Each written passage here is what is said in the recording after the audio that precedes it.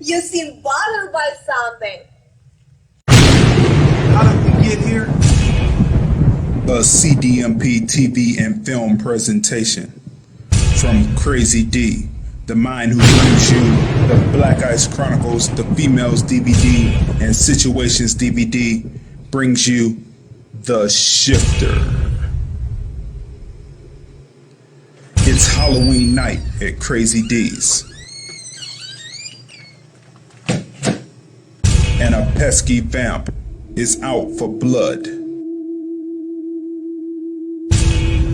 Beware of the Shifter. That's it. You gotta go beat it damn scram, man. Damn. Why don't you be a doll and find me a place to change? I need a place to change my clothes before I go.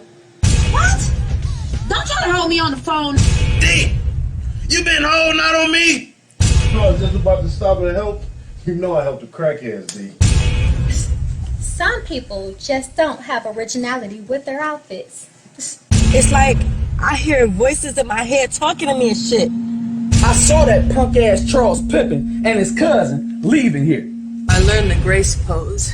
Get your camera ready. We're here, like we said, for trick or treat. Crazy, what did you see? Just be bothered by something.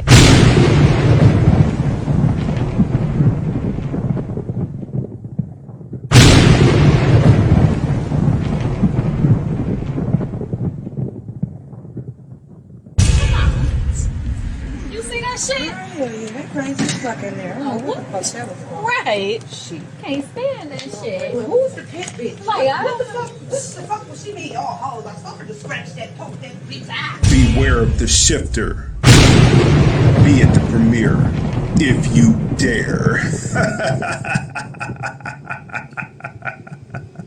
Brother Muhammad, if you I see you got the sax. If you can hit it, we just gonna move the mic out the way and just let you go ahead and hit it. We're over here at the West Las Vegas Library Theater as part of the summer program for our youth. Brother Muhammad participated. Let's see what you got.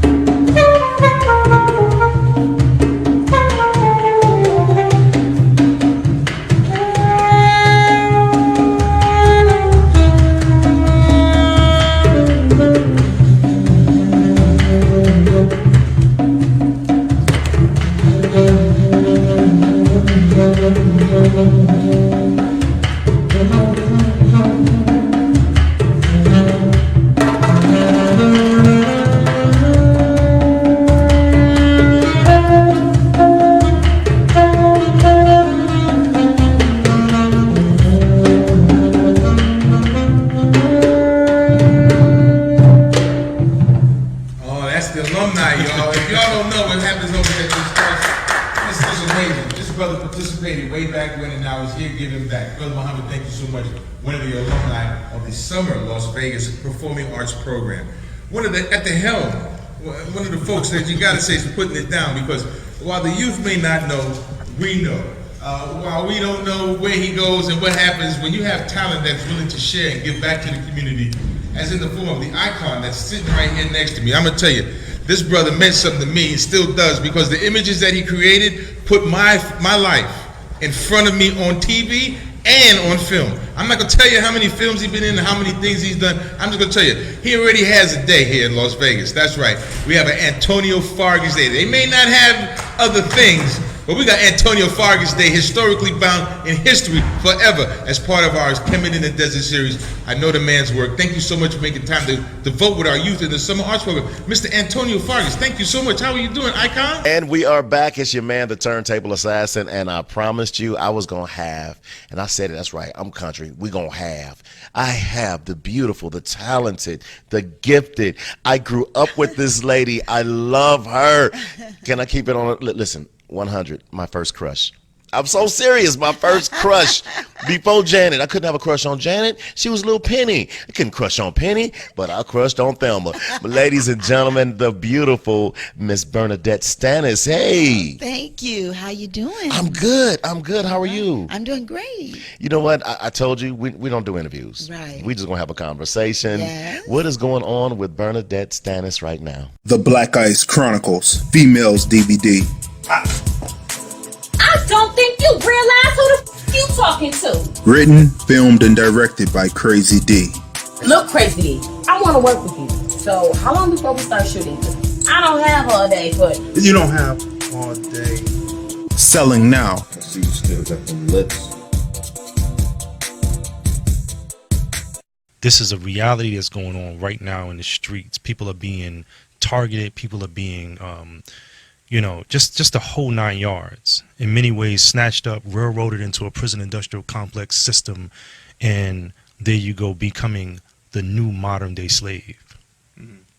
Okay, the reason why I asked that question is more as far as the person protecting himself, not outward appearance, because I realize that as human beings, we should be able to dress like we like to dress, right? Because even in the 20s and 30s, 40s and 50s, when the zoot suits were out and the men were dressed in three-piece suits, the police would drive up to the corners, and it would be a scatter mode. Still the same, even though they were dressed to the nines, so to speak. Yeah. So it doesn't matter how we're dressed. What I'm saying is, how do we get our youth and our young men to be aware that they're hunted, and thus be aware of surroundings? And you know, that's what I'm talking about. I'm talking about more for us, not for our outward appearance to someone else. Yeah, I got you on that, because as you begin to talk about that in terms of being, not having to be regulated into wearing whatever it is that the society wants us to wear, we should be able to define for us ourselves what we want for ourselves. You know, I remember that campaign that was out not too long ago where the RZA had said something kind of similar, where, you know, hey man, people should be dressing differently in order to do this and that, you know, and all of a sudden there was this huge Tell RZA this person was wearing a suit campaign that was going on. Of course, you had the Sanctuary, Without Sanctuary, the book that showed clearly countless number of black people in this country, Africans in this country, America, being lynched, being strung up on trees and having their lives taken away from them, and they were dressed in suits, you know, or in army or military uniform. Yes. Bars. I said every verse is dedicated to my day ones, who always kept it G and never changed up. The big homies who's the reason why we came up, and they taught us game and ain't let this town change us. I can't forget my Brody Keys, homie caged up. We make you move so that when you home, you A1. Really though, if you with a person that don't want, that's hating on your dream, you gotta leave that motherfucker. Cause they ain't cool for you. They hate you. They not right for you though. You got you some dreams, man. You better chase them dreams. If you ain't got no dreams, all you got is nightmares. Okay. Just keep it real. Just a little bit from me to from me to you. Now with that being said, some dreams got expiration dates. Like if you was born before 1970 and you ain't never been in no rap video, you might want to stop rapping, nigga. Like for real, quit playing though. Quit playing though. Go full time at the job. Why is you playing? Here's the thing about your movie, why I made the curator's pick of the Hollywood Fringe Festival. Community, heart.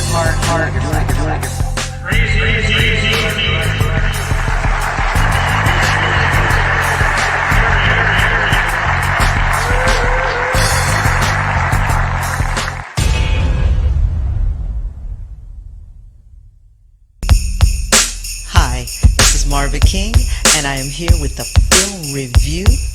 That part, baby. It's your boy B-Town's Power 88. You know how it is. We're going down the world famous Bomb Squad. Right now, you're chilling with my man Crazy D, and you're checking out the film review. We got movies, music, culture, politics, and all types of society events going on right here on the film review. What up? You know who it is. It's the infamous one, the infamous DJ Remix. And it's a big ass shirt, but I'm going to represent for Lordland Film. That's how we do it. Lordland Film. I'm just saying. You have been warned.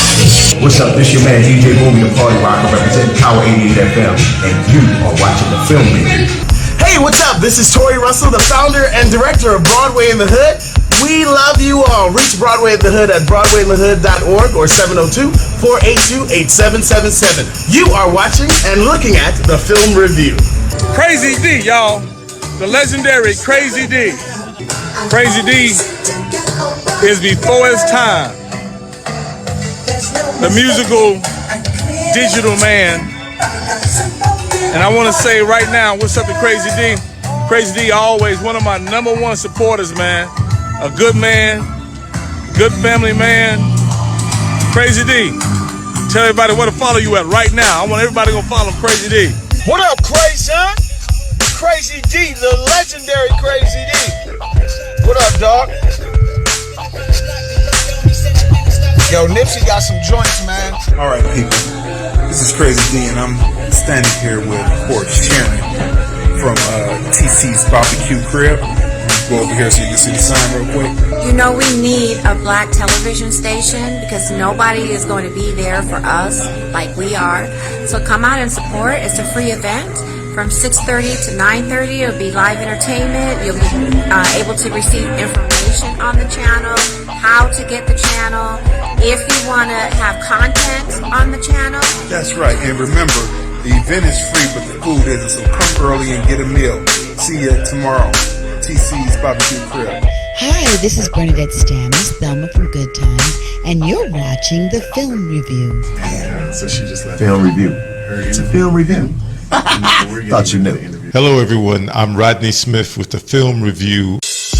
This is another great episode of the film review. We are the husband and wife team. We are the husband and wife team. We are the husband and wife team. Stay tuned. We're the husband and wife team. I'm Crazy D. And this is the film review. Stay tuned. We got a lot to talk about. We are the husband and wife team that review movies, music, culture, politics, and society. This is the film review. Movies, music, culture, politics, and society. We're the husband and wife team. I'm Crazy D. Tracy. And we review movies, music, culture, politics, and society. Sunday at 5:30 on Crazon Dion page on Facebook. Live stream. The film review. Movies, music, culture, politics, and society. This is the film review. What's going on, people? Welcome to the film review. Movies, music, culture, politics, and society. We are the husband and wife team. I'm Crazy D. I'm Tracy. And we review movies, music, culture, politics, and society. And do we have a great show for you today?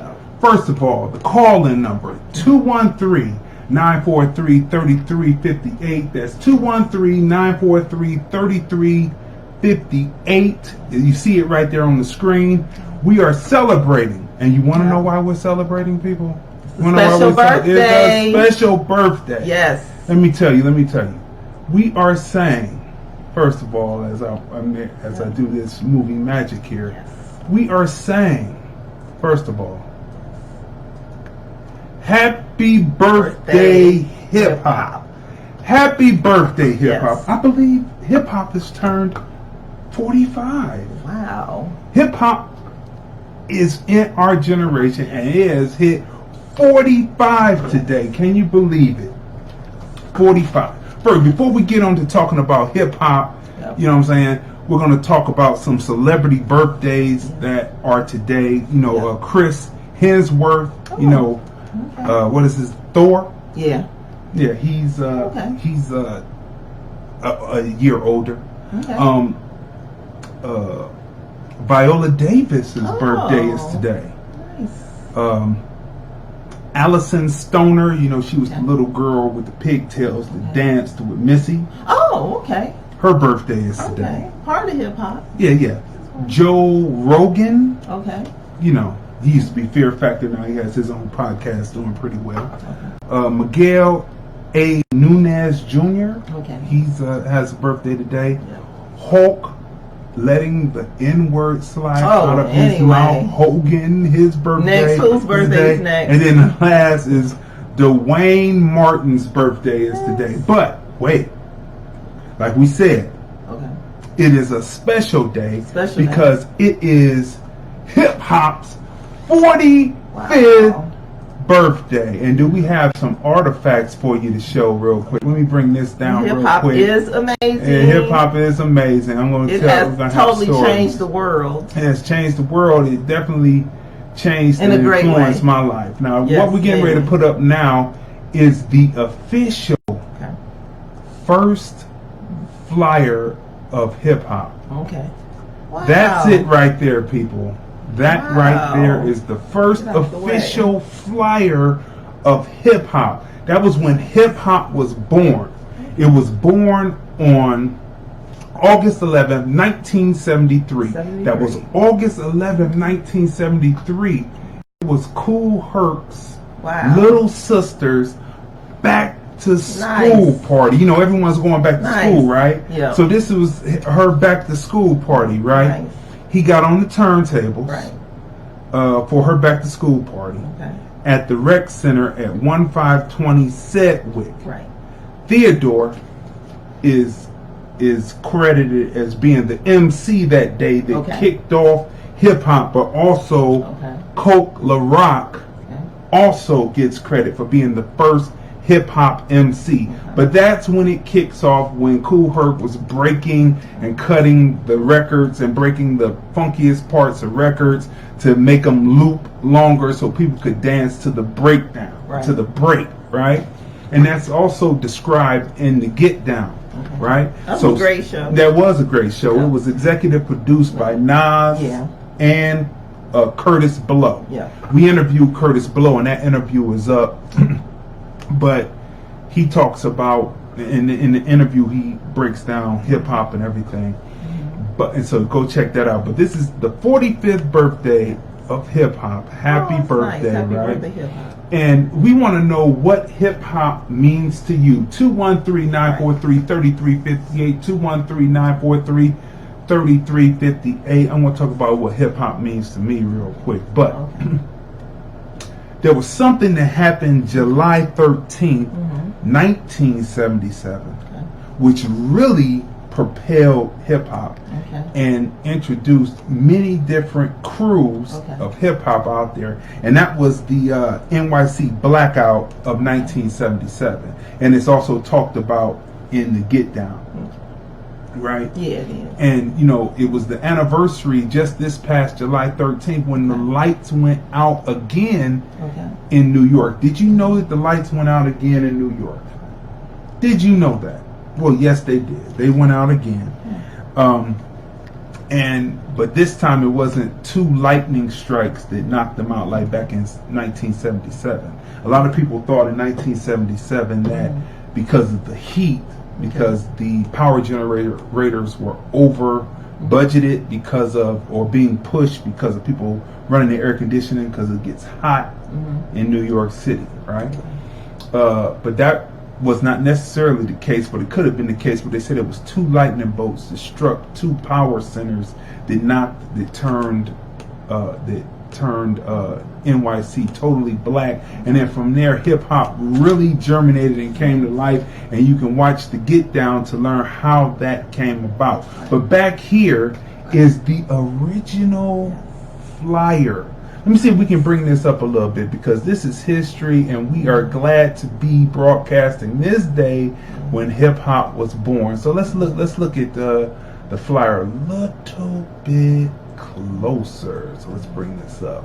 All right, so as you see, it was a back to school jam, a DJ Kool Herc party, back to school jam at 152 Cedric Avenue, Rec Room. It was the Rec Center. And what's the date say? Let me move out the way. There it is. August 11th, 1973. Do you see what the entry fees were back then, people? 25 cents? 25 cents and 50 cents for fellas, okay. Right? 25 for the ladies, 50 for the fellas. That's right, that's right. And you know that when we, no, that's another story for another time. But listen, so we would like to thank Kool Herc for bringing, let me tell you what hip hop means to me. Let me change this up real quick. Let's go back to this real quick so that the people can know what we're talking about while we're talking about it here. Let me bring this back up. Isn't this miraculous what we're doing here, people? We are celebrating hip hop's 45th birthday. Okay, here it is. Happy birthday, hip hop. Hip hop, happy birthday. Listen, what hip hop? Hip hop, I believe, saved my life. Now, I can honestly say that while people were out getting into what Reaganomics brought about, you know, taking the extracurricular activities out of schools, right? If you take the extracurricular activities out of school, then the youth have to find other extracurricular activities, right? But while people were finding other extracurricular activities, including the push for the Contra War, right? Yeah. I was in the basement honing my skills on 2 turntables and a mixer. And so I can honestly say hip hop saved my life, because when I came out and I came on the scene, I did my first party at 14. It was a cabaret. And from then on, it went on. I produced rap groups, became the DJ on the college campus at Cleveland State University from 1990 to 96, right? And you know, it just germinated there from 96. Then from there, I opened my store in 97. And then so everything has been hip hop, hip hop, hip hop, hip hop. I remember during those years, I was DJing parties, making mixtapes, and that's what I did. I did not, the only job I had in between the time that I was in high school and going on to college was pushing carts. And for the majority of those years, I did not do that job. I did hip hop music. That's what I did. So hip hop, you know, saved my life. And I can honestly say, and, you know, so thanks to Kool Herc and all of the legends who brought it about, that made it happen. Let's see who chimed in. Franklin G chimed in. Roland Matthews chimed in. Jerome Harry chimed in. Veronica McKinney chimed in. Jess Flo. Felina B. Flosson.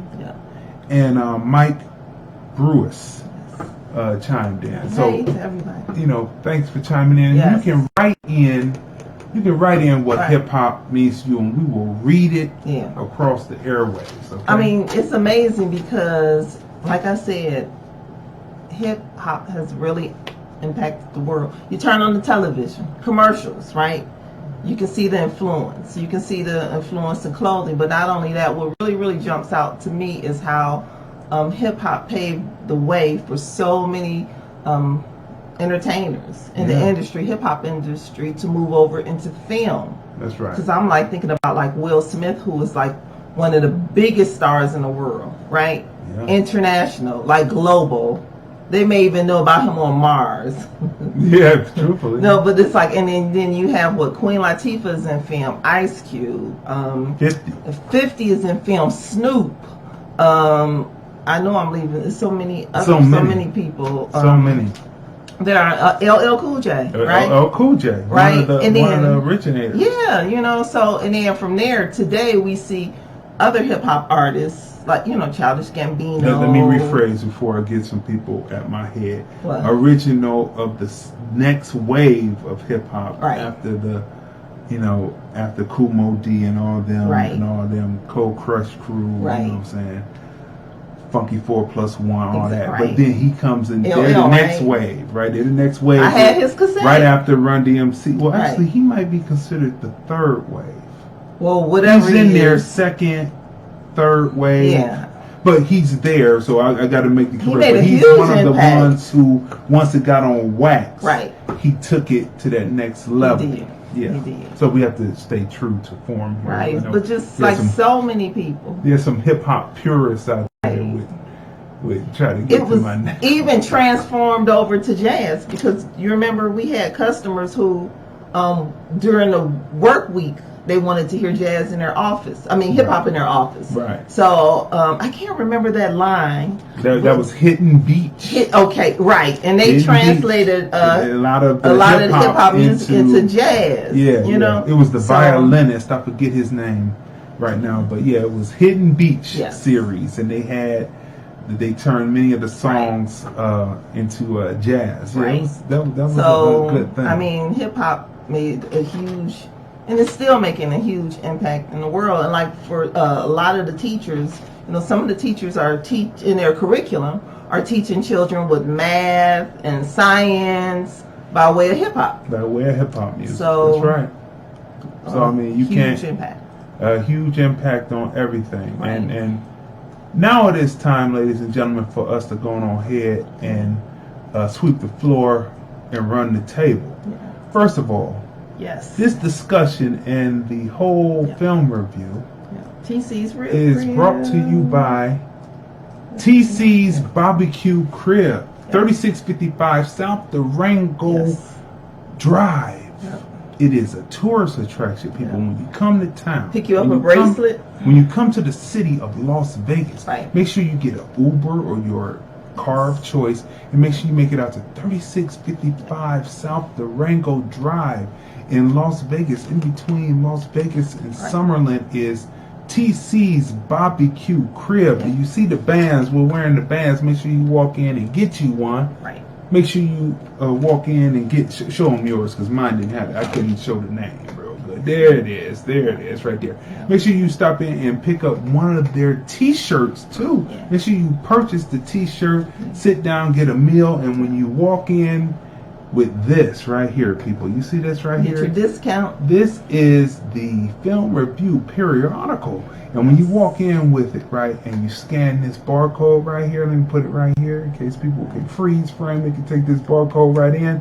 The wait staff will scan it, and you will get a discount on one full meal at TC's Barbecue Crib.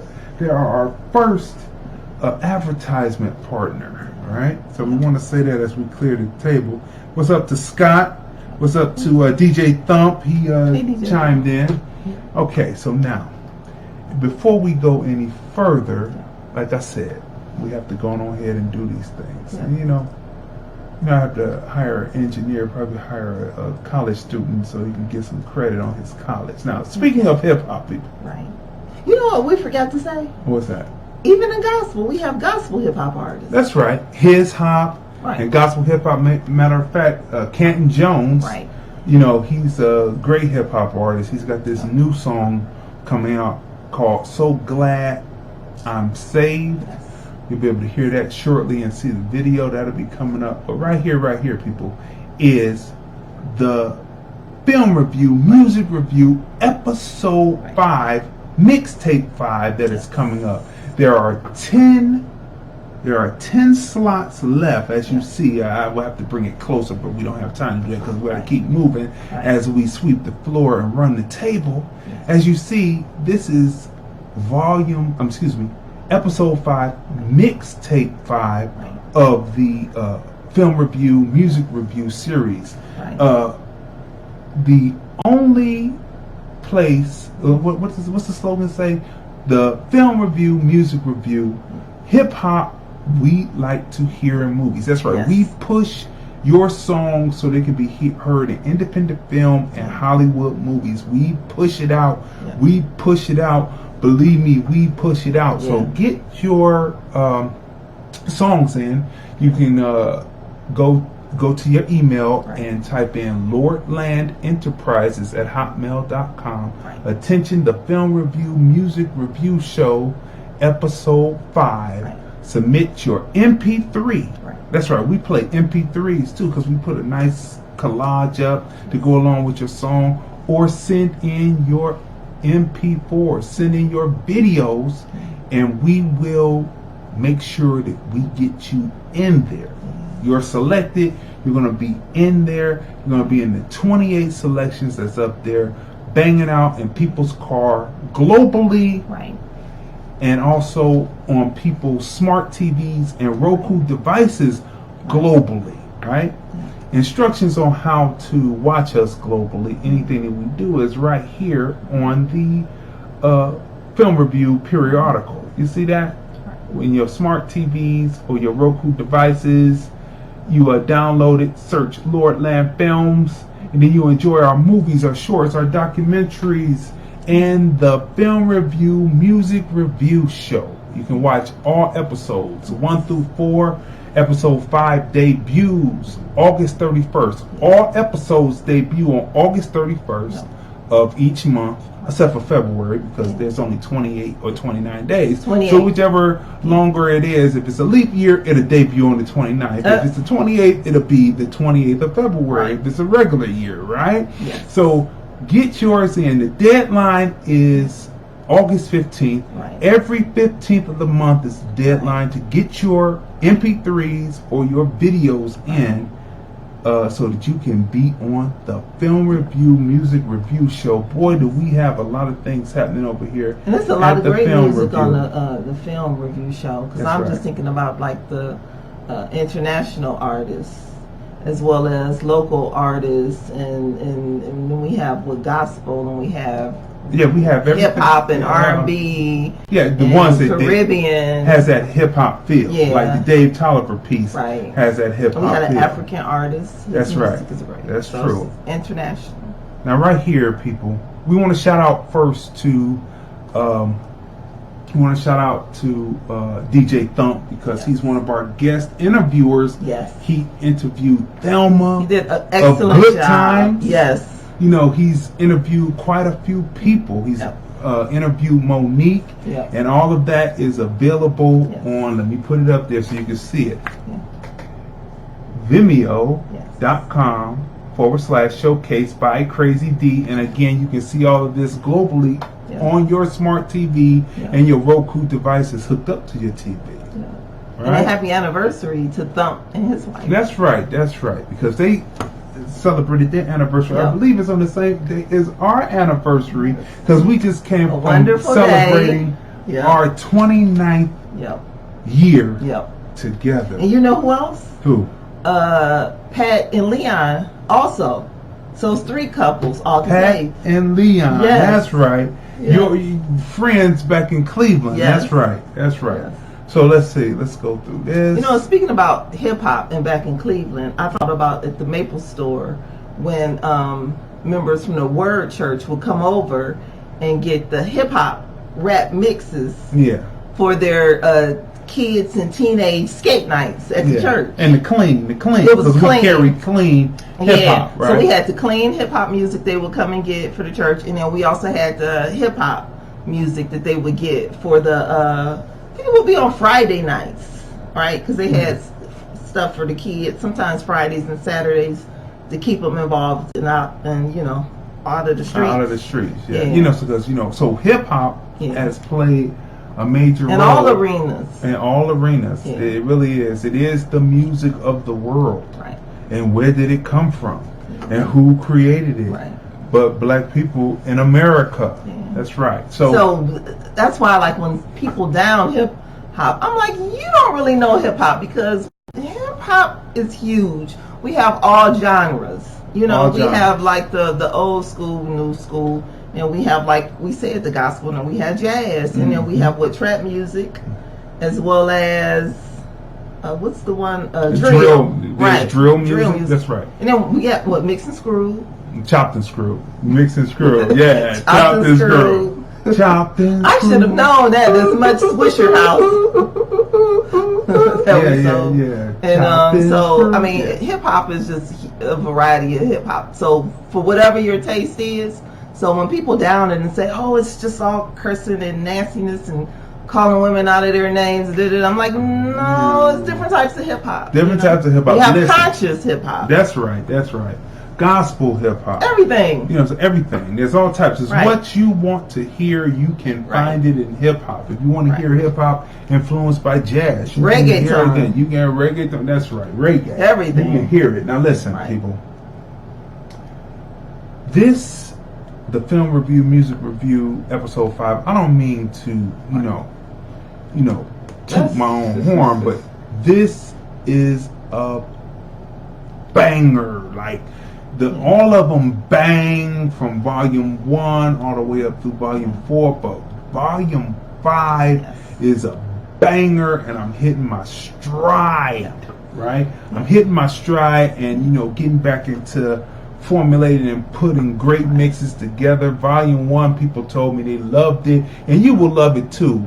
Go hook it up on Mixcloud or SoundCloud. Hook up your iPhone or Android up to your stereo through Bluetooth or through your 3.5-inch auxiliary cord into the earphone and into the auxiliary into your car if you still have those cars that have that, and log on to SoundCloud and Mixcloud and bang away when you search the Film Review Music Review Show or TFR Music Review Show.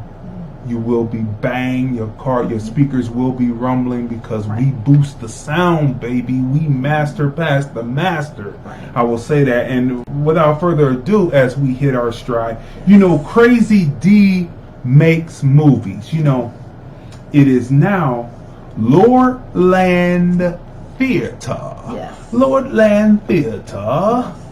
Every Saturday morning, there is a new Lordland Theatre featuring the greatest, the best of independent actors that Las Vegas, Cleveland, and Los Angeles have to offer. Speaking of Roland, didn't you mention Roland? That's right. Roland is one who is featured. Actors. That's right. As the months pass and more episodes come up of Lordland Theatre, you will see your man right here, your dude, Crazy D, acting opposite, and the actors acting opposite Crazy D on Lordland Theatre. Written, produced, directed, edited, and camera work, and camera operator 2 when I'm on screen. Tracy, written by Crazy D. What can you say? We're hitting our stride with all these things because I am the filmmaker and my wife is the critic, right? Because we are the voice of the filmmaker and the critic on the Film Review Music Review Show, right? Yeah. All right. So we got through that. So that comes on every Saturday. You can see it on my IG. You can see it on IG. Right. Beautiful in the vertical, aspect of it. You can see it there on Crazy D Film Dude on IG. Crazy D Film Dude. Make sure you follow. And then stay up on what we're doing. And then Movie Girl for Life, right? That's what it is. Movie Girl Instagram. for Life Instagram, right? So on Instagram like that, make sure you follow the Twitter, Crazy D DVD. You know, you'll stay up on everything that we're doing, right? And on Facebook, you see it on Lordland Films every Saturday morning. Saturday mornings here at 9 means 12 on the East Coast, but we're dealing on Pacific Standard or Daylight Time. Right. And so that's when you see it. You see it 12 noon on the East Coast. And in between, different places, 10, 11, 12. Get it? And definitely on Instagram, you'll be tagged when there's something interesting going on. I will definitely reach out. They definitely reach out to you. And all those businesses, come on and it was sponsored, because we have sponsored opportunities on the film review, music review show. So let me see where we want to go now. So we talked about that as we go through. Now this person right here, this person right here is a cinematic influence of mine, right? And we're going to be talking about him next week, people. And that person is Bill Duke. You see that person right there? I got a chance to take a picture with Bill Duke. Now, if you don't know Bill Duke, where have you been? You know what I mean? Where have you been? You don't know Bill Duke, right? I first caught and understood Bill Duke as a wee little youngster. Was it in Car Wash? Right? That's right. And right here, you know, as we showed you the original first poster of hip hop, we're going to show you one of the original advertisements for Car Wash. You see that right there, people? That is an original poster, what they call poster bills that were long, kind of like the pre-runner to, you know, the long advertisements that they have out now in vinyl. Well, this is an advertisement for Car Wash, right? So if you don't know, we're going to be talking about Car Wash next week and Bill Duke, because we're going to be giving a tribute to Bill Duke and Car Wash, and we're going to be breaking Car Wash down. But for you to know just a little bit about Car Wash so that you will be up on it, because we want you to watch it and then we want to be able to talk to you about it. Car Wash debuted in 1976, right? It is a combination. It is the movie that truly represents how a movie can drive a soundtrack and how a soundtrack can drive a movie. Car Wash, 1976, a classic. It is. What's going on, James Foreman? I just saw you chime in. Let's see who else chimed in. Let's see. What's going on, Teresa? Thanks for dropping the bomb. You know what I mean? Write something to tell us what hip hop meant to you, and we'll say it right over here. What's up to Tamika? She chimed in also. And Treese. Yeah, Treese. Hey, Treese. So look. Hey, Tamika. I always say Teresa, don't I? Every time I say Teresa. I don't know why. Treese. Right? So, tell us something about what hip hop meant to you. We're going to put it over the air here. Right? But Bill Duke plays Dwayne and Abdullah. Right. And the reason why we always talk about getting off the hamster wheel, because when you listen and when you watch Car Wash, the same issues that were going on then in 1976 are still going on in 2019. Today. Isn't it time to get off the hamster wheel, right? So so we're going to talk about that next week and break down the similarities of that and where he went to bring Abdullah to the forefront, right? You know, it also stars Richard Pryor as Daddy Rich, and you know, it also stars Antonio Vargas, right? And Ivan Dixon from Hogan's Heroes plays Ronnie. Now, the reason why we're focusing on Bill Duke is because there were it was a multicultural cast. right? It was multiple storylines happening, but the main storyline that was the through line through the whole film was Bill Duke's Abdullah character, Dwayne / Abdullah, and that's why we're going to talk about Bill Duke, right? Because it's just still a masterpiece. It's a masterpiece. The soundtrack has influenced so much hip hop, right? On Solar Records, okay? Black man owned record label, right? Yep. That's right. Yep. Dick Griffey. Yep. Right? He was the he was musical mentor to Suge Knight, as well as so many other artists. That's right. Rolls Royce was the group. The whole album. Excellent. When you watch the documentary on it, they talk about how he said, no, that's not right. Go back in and record it again. Because back in the day, you couldn't just ship things and fly things to different areas. You had to actually go in and record the whole thing over. Right? Now, speaking of great hip hop people, we're gonna let you marinate on it because we want to have a robust discussion next week. But this right here, his album is amazing. Rick Ross, Port of Miami 2. If you have not heard this album, this is great. Nice. Hip hop. His music is always like soulful music. Just soulful. He has one that has a great ear. He has ears. Like Jay-Z. Or Tupac. Tupac had a great ear. Yeah. Because like everyone that comes out doesn't have a great ear. They may have flow, but they may not have such a great ear. We'll just leave that alone. But make sure next week we're going to talk about Rick Ross, Port of Miami 2. You make sure that you tune in next week and you get a chance to listen to it so we can have a robust discussion about it, right? So now, people, we have swept the floor and cleared and ran the table. And now we come to the review of the evening, right? The Kitchen. Right? The Kitchen, directed by Andrea Berloff, right? Based on the DC graphic novel The Kitchen, written by Ole Masters, illustrated by Ming Doyle, right?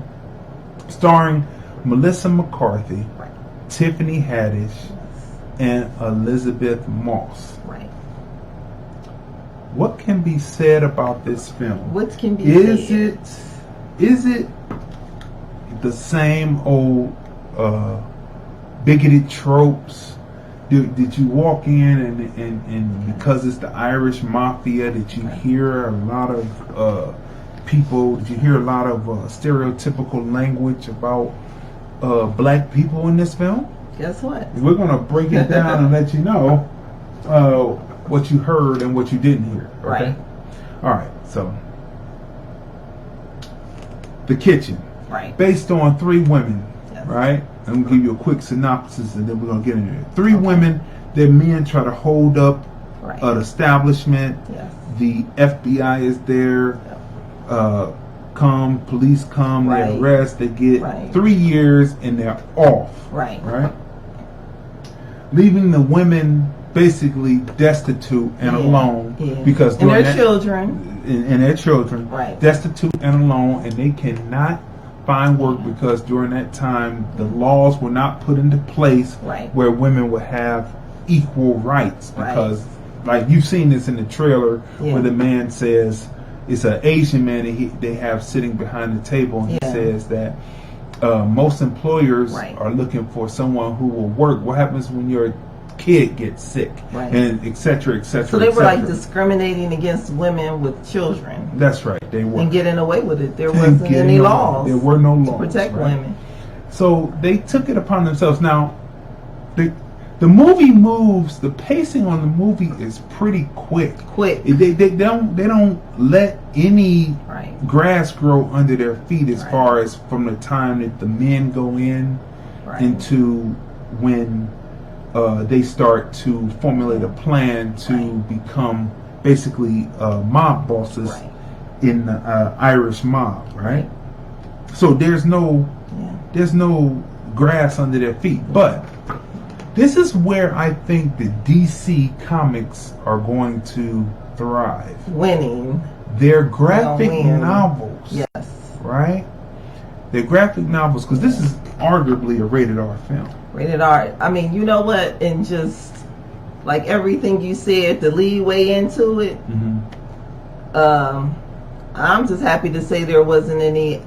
We didn't see any racist remarks in the film. Nothing negative.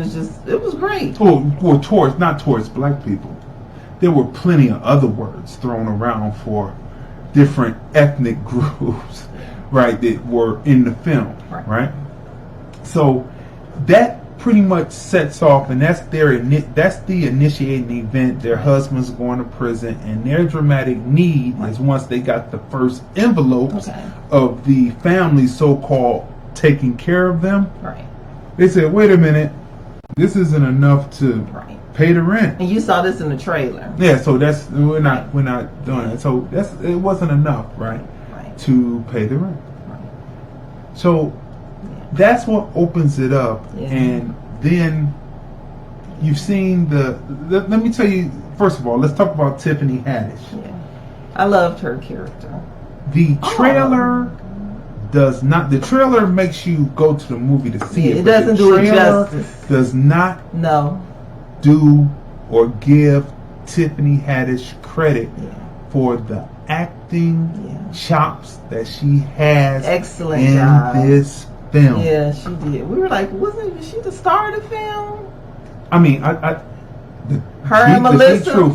To be truthful, they gave her third billing, I think, but it's really her and Melissa McCarthy. Yeah, they're the stars. They're the co-stars of this film. Excellent job.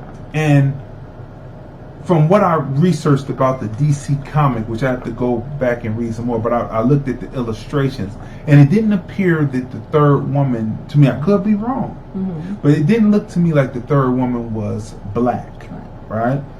But it was an ingenious choice to put Tiffany Haddish in this role, and she moves the film along. She does. She is the one that moves the film. She is, out of the three, she is the catalyst. Yeah. You see each character arc in their own way within this Irish mob world. The character Claire definitely arc. That's right. She definitely arced. Right? And played by Moss. Yeah. She's in The Handmaid's Tale. Yeah. She arcs in this picture in a major way. And Kath, which is played by Melissa McCarthy, she arcs in this picture. Yeah. But Tiffany Haddish's character, she takes on a transformation that is within the twists and turns of the film. Beautifully written. I can see sequels, and like I said, I can see that this is where DC could really win at the box office. They had a win to me with Shazam. I thought that was a win. Even if people didn't gravitated because they thought it was going to be kind of campy and silly. Totally not. Yeah, because I didn't even know Megan Good was in Shazam until we went to the theater to see it. Right. Mm-hmm. Yeah. Then they have a win with Suicide Squad. Yeah. Well, I don't know if they're going to have such a win with Suicide Squad now that Will won't be there. They should wait for Will. Will got 2 pictures coming out. 3. Mm-hmm. He's got the cartoon. Right. Gemini Man. He had Aladdin. Right. And Gemini Man. So he's got 3 films coming out. And they could have waited until next summer and made another blockbuster. Suicide Squad 2 is going to be good. You know why? Because Idris is going to be in it. But Will's character won't be played by anyone else. So he can come back in 3. Okay, that's because Idris's character is a different character. Right? And then Margot Robbie is also in it. And she's Harlequin? Yeah. So it's going to be, Suicide Squad is going to be good. Yeah, it'll be good. We'll see. Because, if it's not, we're going to tell you if you need to save your money or not. Now, all right. Oh, the music was great in the kitchen. Oh, yes, that's right. The soundtrack. That's why I was on there? You were right there. Oh, okay. The soundtrack of the film. Amazing. From the opening credits. That period soundtrack. Nice. Pushing 1970. Yeah. The 1970s. Yeah. Pushing straight through. Yeah. Beautiful. The music goes along with it. It is worth. I'm telling you right now, it's worth the ticket price. The cinematography is beautiful because you're listening to this music as you see the city, different areas in New York. That's right. Really nice. Really done. You get to meet up with not only the Irish, right, but you meet the Jewish community and the Italian and community. You meet the Italians, and right. You see that in the trailer when the guy comes up to her at the telephone booth and says somebody wants to see you. Right. You have to see this film. Yeah, it has the twists and turns of the plot. Yeah, we're not going to give any away, but it's incredible. Incredible. I've been reading other people's reviews of the film, and I think that they weren't ready. One thing, this is truthful to me, in my belief, is that they don't want to see Melissa McCarthy play more dramatic roles. Because within what was the puppet movie? That was good. That movie was hilarious. The puppet, we reviewed that. You can go back and read that. Good. The puppet movie is not your family's Muppets, right? It was hilarious. She played straight in that picture, right? She brought the dramatic to it, and then everything else within it was like the comedy within it, right? But it was a dramedy, action thriller, a dramedy thriller, detective, spy, mystery type thing, right? Right. And so you had to find out who done it, right? So I've noticed they've been knocking her down. They like to keep people. They try to keep people in their lanes, like in Hollywood, instead of letting people branch off. Right. And she's a great dramatic actor. Mm-hmm. Like I don't remember which comedian said it, but it's true. That comedians make like some of the greatest actors, dramatic actors, because they have all of this emotion and the pain. They have people laugh at their pain, right? And they have to stand up there with a straight face and deliver this like Robin comedy. Williams, right? And then Kevin Hart's dramatic performance in his last film, we reviewed it, was amazing. So like I said, the twists and turns in the plot line, excellent. The storyline, the way it's written, in the through line of what's happening. And that's why we say that Tiffany Haddish is really the star of the film, because her character is the through line. You'll see what you're saying, right? You'll see what we're talking about when you go to watch this film. You have to see this film. Go to the theaters. So we tell you when it's not good. So we'll tell you when it's not good. Like the last Spider-Man. We'll tell you when it's not good, right? But this, you have to go. So, like I said, I think that DC is going to win with their graphic novels such as this. Not so much the superhero side, right? But the graphic novels, right? You know what I'm saying? DC coming with this style. I think it's going to win because it doesn't seem like a DC. It doesn't seem like it would be DC. It's so graphic. I'll say that. No doldrums in the film. Like I said, the pacing of the film was incredible. Literally, I don't know if you noticed, but in the same role as us, did you see the guy who normally people are like leaning back in the chairs because they're like recliner seats? But this guy in particular, he scooted up and was on the edge of his seat for like great part of the film. Like, it's that good. And I can tell that the people in the audience really, really enjoyed the film. And the two elderly ladies that were behind us, I mean, they were having conversations about the film. I was thinking that I wouldn't be surprised if like maybe they were like from that period and maybe from the neighborhood and they lived that life. Because they were still like They were older. They were kind of like jazzy. Jazzy. That's what I'm saying. Some jewels. I said, okay, these ladies probably were there. They lived their life. They probably didn't like some of it, but they were like laughing. I don't know. And then I saw them in the restroom, and they were smiling and laughing, and they enjoyed the film. They enjoyed the film. Yeah, and talking about Listen, it. let me tell you something.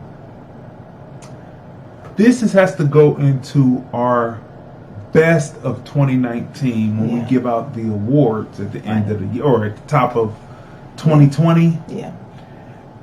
When we have our awards show, where we present the awards for best picture and all that, this has to be the best ending of a gangster film I have ever seen as a black man, as an ADOS, whatever you want to call it.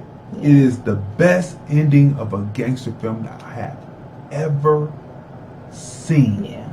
Right? It was so good you clapped at the end. Yes, I clapped at the end. I'm sure some were a little bit disturbed in the theater, just a little, because the ending is so incredible. You have to go see this film. You have to go see this film. So, and the costume and design here, we talked about that. Authentic, it looked real. The way that they turned the streets that they used back into the 1970s. The phone booths. Right. Right. It's so great to go back and see period pieces like we came from off of last week seeing Quentin Tarantino's film. And he did a great job. Take those streets and transfer them back into that period. Right? And the architecture, like they seek out the buildings to shoot in front of that still has the look from that period. Mm-hmm. And or they put the facades. All right, they can do that too. That's true. And the cars were nice, right? The cars were nice. I want you to when they go over to see the Italians, I want you to focus in and really check out the backdrop of what they walk into, the opulence of what they walk into, what they see as they walk into this, which is giving them as they begin their track forward in this mafioso life, what they could aspire to see and aspire to. This is what part of storytelling. Storytelling in film is what you see when there is no dialogue happening, right? And the actors and how they express their emotions without saying anything. And they pretty much had to play it cool as they walked in, as they looked around at the opulence and said, "Whoa, this is a possibility. This is really happening here," right?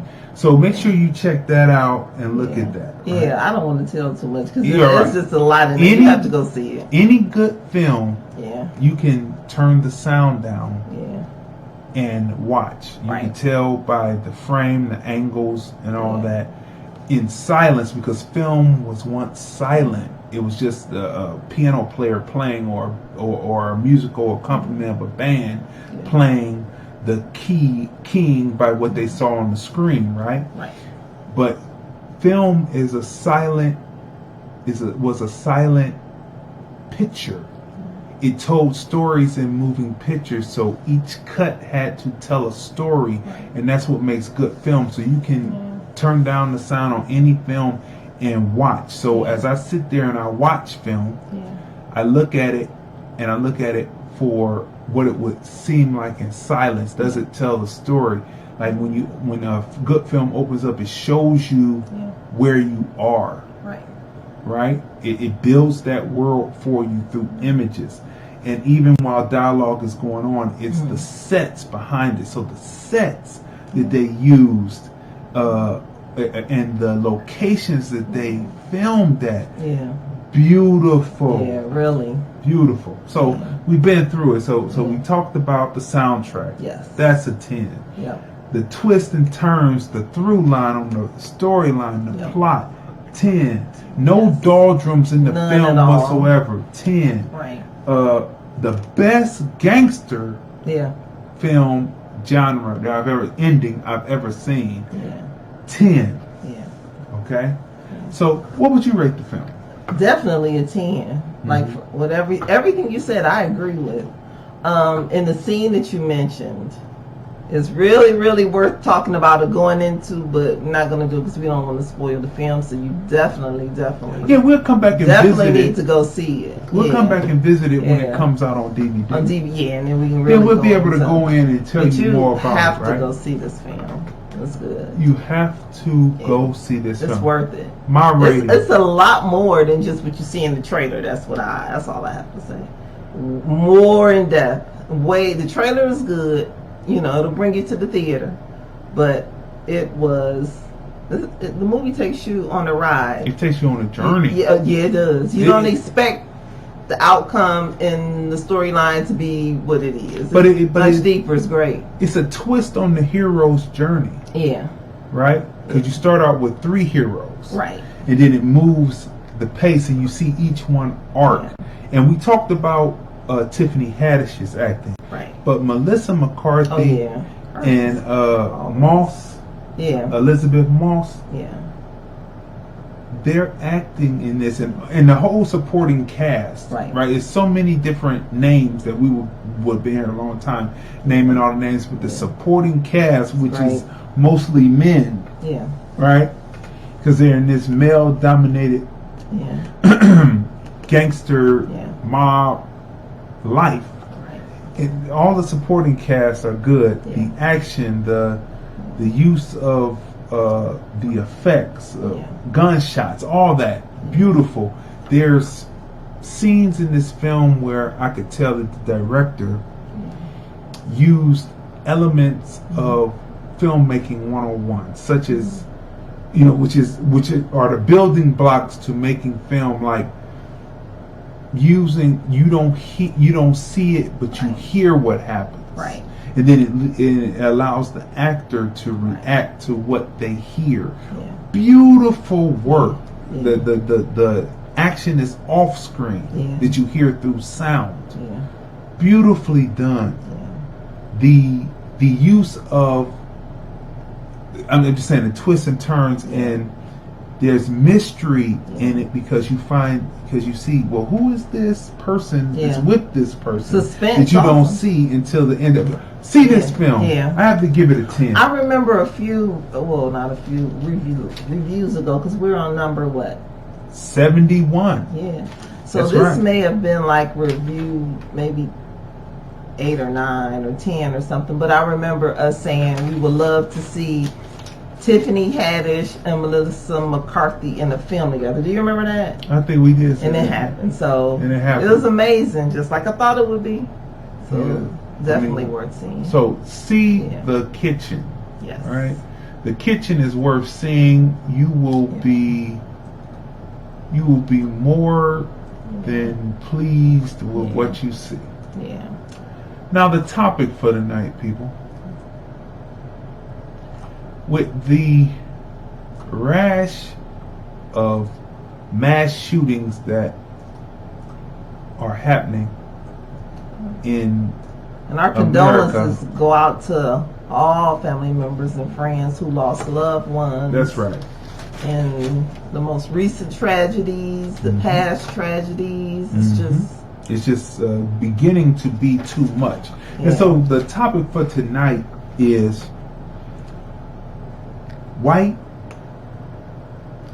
young white males. Right. What's wrong with young white males? Right. They're angry, agitated, and it makes them dangerous. Right? So, what can be done to make sure that these things don't happen with the young white males that seem to be angry? What's going on, Kim Folk? There's Dame Diz. What's going on to Mark Cox? He chimed in. Hey, Mark. What can be done with the young white males? They are angry, they are agitated, and they are dangerous, right? I think we have to start targeting young white males when they're by 3rd grade. But I thought that earlier, but something happened at the movie theater that has changed my prescription on how young we should start targeting young white males, right?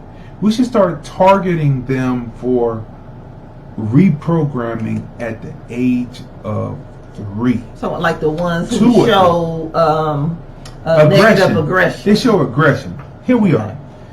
My wife goes to the restroom, and so there's a bench there at the theater. So I have the popcorn tub sitting there, and I'm looking at my phone, and I'm answering some messages, some calls, and some texts, right? So I'm answering some texts when it come up. So there's this little blonde-haired kid running around. He's about 3, 2, terrible. What they call terrible 2? Was he 3? Probably about 3. 3. Okay, 3. He was little 3. So he was running around, right? You know, I don't have kids, so I can't really judge him. 3, 4, whatever. But he was running around. He was old enough to know better. He was running around, and his mother was just standing there. You know, this is a key sign that there will be a problem later with a young white male if the mother does not have control over the kids. Run wild. Have you ever seen a black mother when a child is trying to run wild? Doesn't last long. That kid will be hemmed up quickly and put to obey quicker than they could have turned around to try to get away. It's just the way it is. So this kid was running around, right? And he was running around, and I was on my phone. So all of a sudden, I happened to see out my peripheral, out the corner of my eye, and I see the kid, and he stops, he looks, and he starts running, and he puts his hand out to come for the popcorn. You see that commercial where the something spills, and they say no, and it's in slow motion, and they say no. I was like, no, and I grabbed the popcorn and slid it down, and the mother came and grabbed the child, picked it up. I don't know why they hadn't gone into the theater yet, but they were going into another movie, and I don't know why he didn't take the kid into the movie. Why was the kid running around, right? Freely, right? So I was like, no. Which was odd because, you're used to seeing children running around, but none like kind of unruly or doing something like that. Listen. So he's running, so he goes for it, right? And all of a sudden, this whole scene, this whole world, the movie Cineplex world changed to slow motion. It was like he started running. And I was like, no! I slid the popcorn down without losing one kernel of popcorn. And the mother grabbed the kid. She kind of glanced up at me. The kid looked at me. And you know what she did with the kid?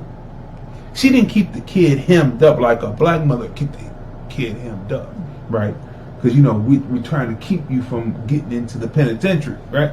But she put the kid back down, and they go walking theater. But the kid looks back at me, and I look at him. He's like, I can't believe that this one told me no. And I said, well, I believe that I told you no. You want to know why?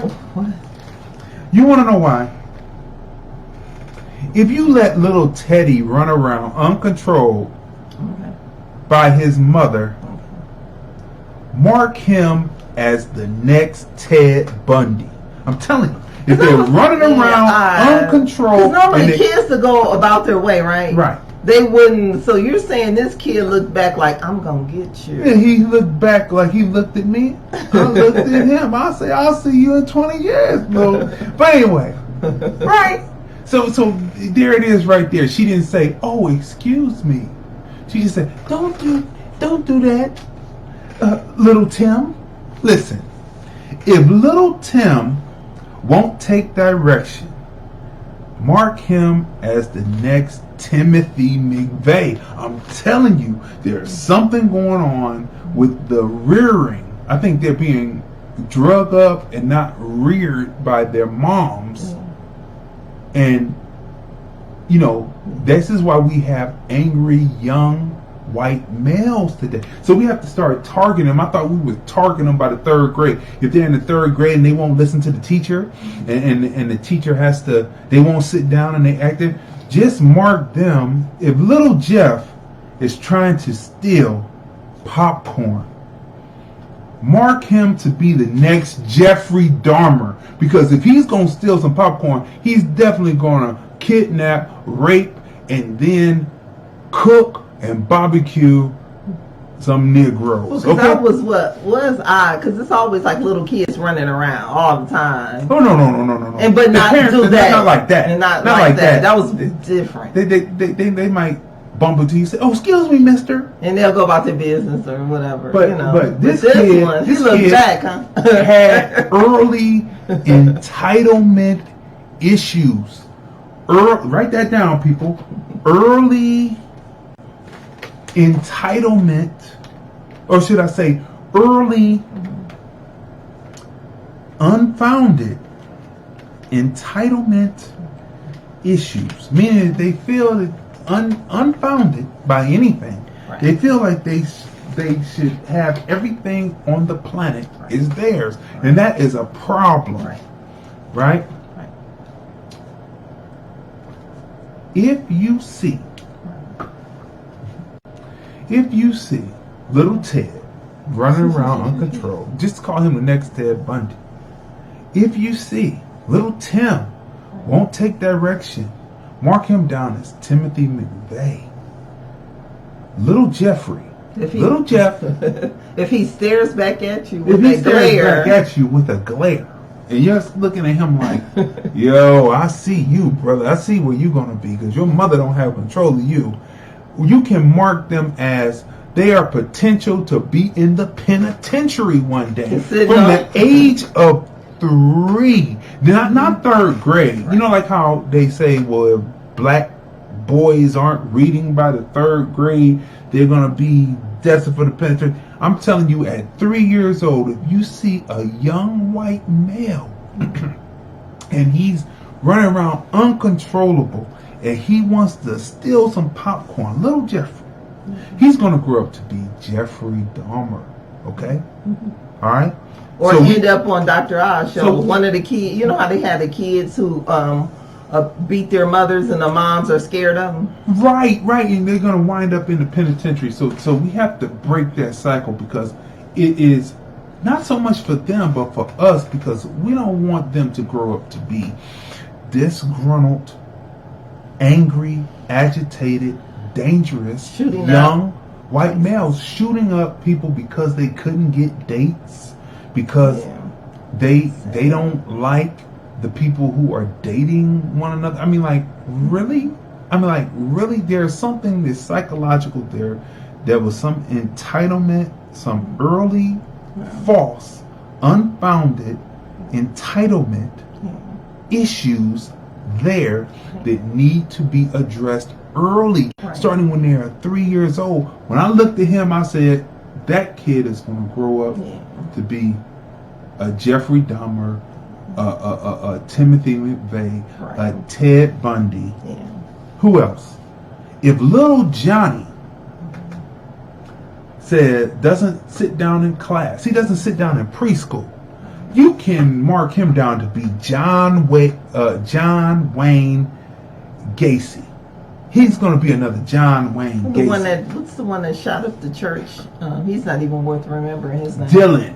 Yeah. If little Dylan wants to run around with nothing but pop guns all the time, and he's shooting at everything, he's killing brown, he's dissecting and killing brown squirrels, and he's stringing up cats and skinning them. It's a sign. He's gonna be another Dylan Roof, young, angry, agitated, dangerous, white male. And this is a problem, people, and we have to start targeting these people. Listen, if little Charlie, listen now, if little Charlie has illusions of people coming after him and wanting to hurt him, and thus he has to hurt them first. Mm-hmm. What's that? That sounds like racism. Yeah. And they feel like everyone's their enemy. He's gonna grow up to be Charles Manson, okay? So we have to begin to now target young white males. So we have to go young. Matter of fact, if they in the crib, their baby, newborn, and they just have a funny look, you got to say, look, that kid is gonna grow up. It all starts in the home. That kid is gonna grow up to potentially shoot up Dayton. Right. Potentially shoot up El Paso. Like the shooter in Dayton was upset because with his daughter, his sister, right? Well, that's what they suppose, because she was there and he shot them, shot her too. Yeah. Because she was if people don't know, Dayton, Ohio is like the interracial dating capital of the world, right? How are you going to go in and shoot up the land of the funk? Dayton, Ohio, where funk originated. Dayton, Ohio. James Brown was doing soul. He had to come over to Dayton and see, what are these dudes in Dayton doing? George was doing psychedelic, funkadelic. He had to come over here to make, he was doing Parliament. He had to come over, he was doing funkadelic. He had to come over and get the funk to do Parliament. Right? Junie and all them, right? Come on. How are you going to shoot up that area, right? It just makes no sense. Everyone is living there, in as much harmony under these circumstances that we're in. Right. People are trying to look past the past, and these people keep bringing the past up. Let me tell you something. Let's go over it again, people. If little Ted is running around uncontrollable, and his mother can't control him, he's going to grow up to be Ted Bundy. Look at him now. When you're out in the store and you see the little kid and they bump into you, and you turn into that considerate Negro role, right? And you say, "Oh, that's okay. He just being a kid." He's gonna grow up to be Ted Bundy. He bumps into you, doesn't say "Excuse me, Mister" or "Excuse me, Miss," or kicks you, right? Or kicks you, or the mother doesn't say anything, or doesn't tan his hide or whip him right there. He's gonna. Listen, little Timmy won't take direction in school, or he won't take direction when he's 3. Yes. He's going to grow up to be Timothy McVeigh. And you know what? For those who don't know, who might be too young, Timothy McVeigh is one of the bombers of the Oklahoma Federal Building. Right. The Oklahoma Federal Building, he blew up the side where I won't curse. He blew up the side where the daycare center was. Sick. They have never really broke down, because a lot of black people are in the military because the benefits are good. So they never really broke down who was actually in the daycare. Okay. They never ever really broke that down, the percentages. But I have a feeling, but we won't go there because I don't know. But I'm just saying, he blew up children and human beings. Right?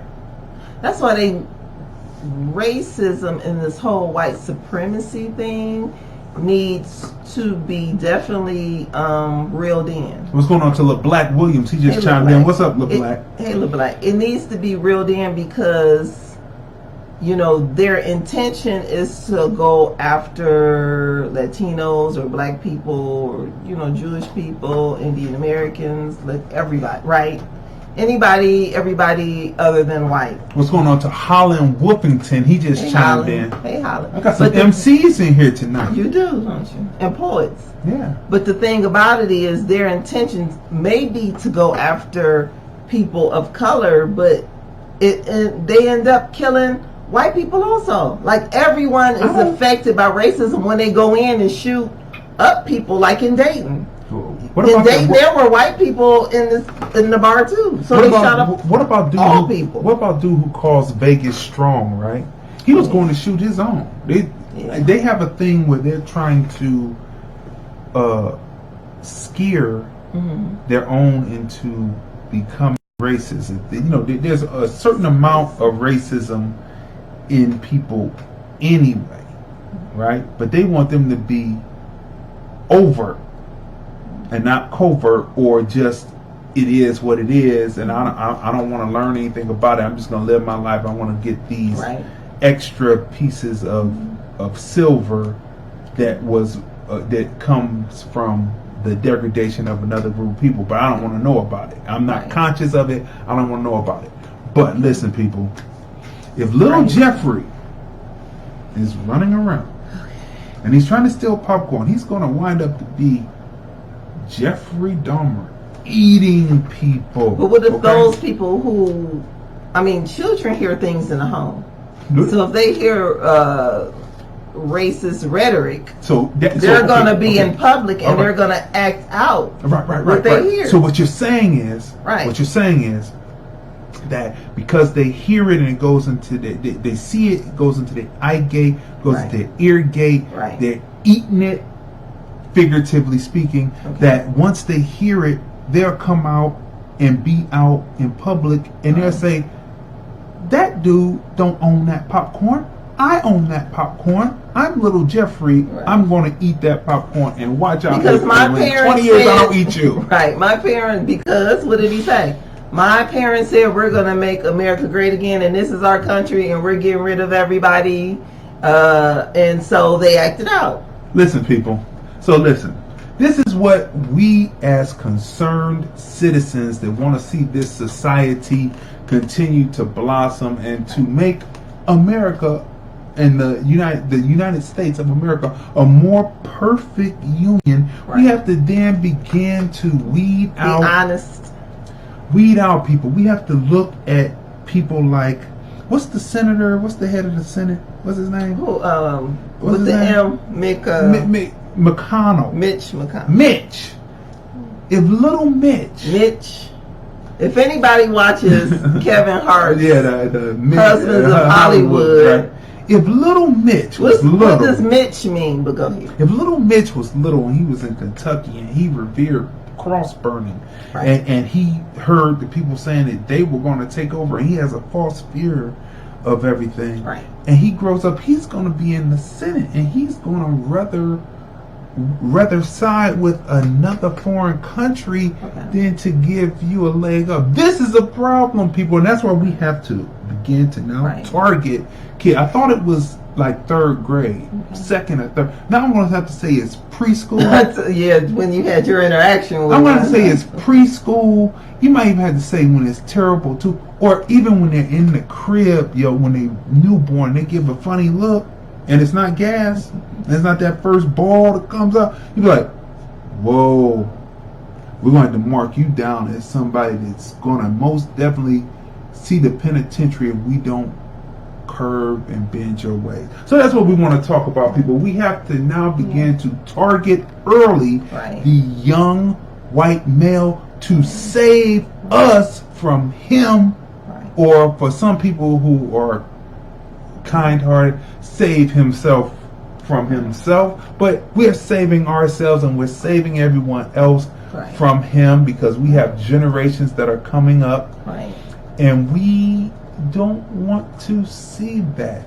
So again, people, did you know, we're going to say for the people who are just chiming in now, today is today, happy birthday to hip on hop. a happier note, you know what I'm saying, hip-hop, hip-hop, people, started out in the park. How old did hip hop turn today? 45. 45 years old. Born when? August 11, 1973. 1973. You know who we left out? We left out turntables. Turntables.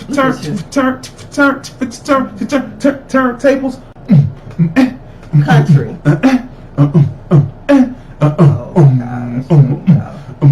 That hard. That's a tribute to hip hop. That hard beat from hard walking, hard talking, black people from America, male and female, putting it down with the hard.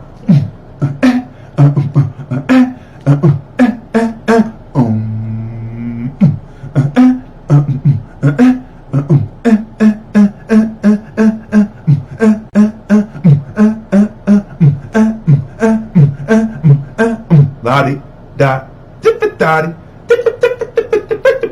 That's it. That's my tribute. 2 turntables and a mixer. The heartbeat.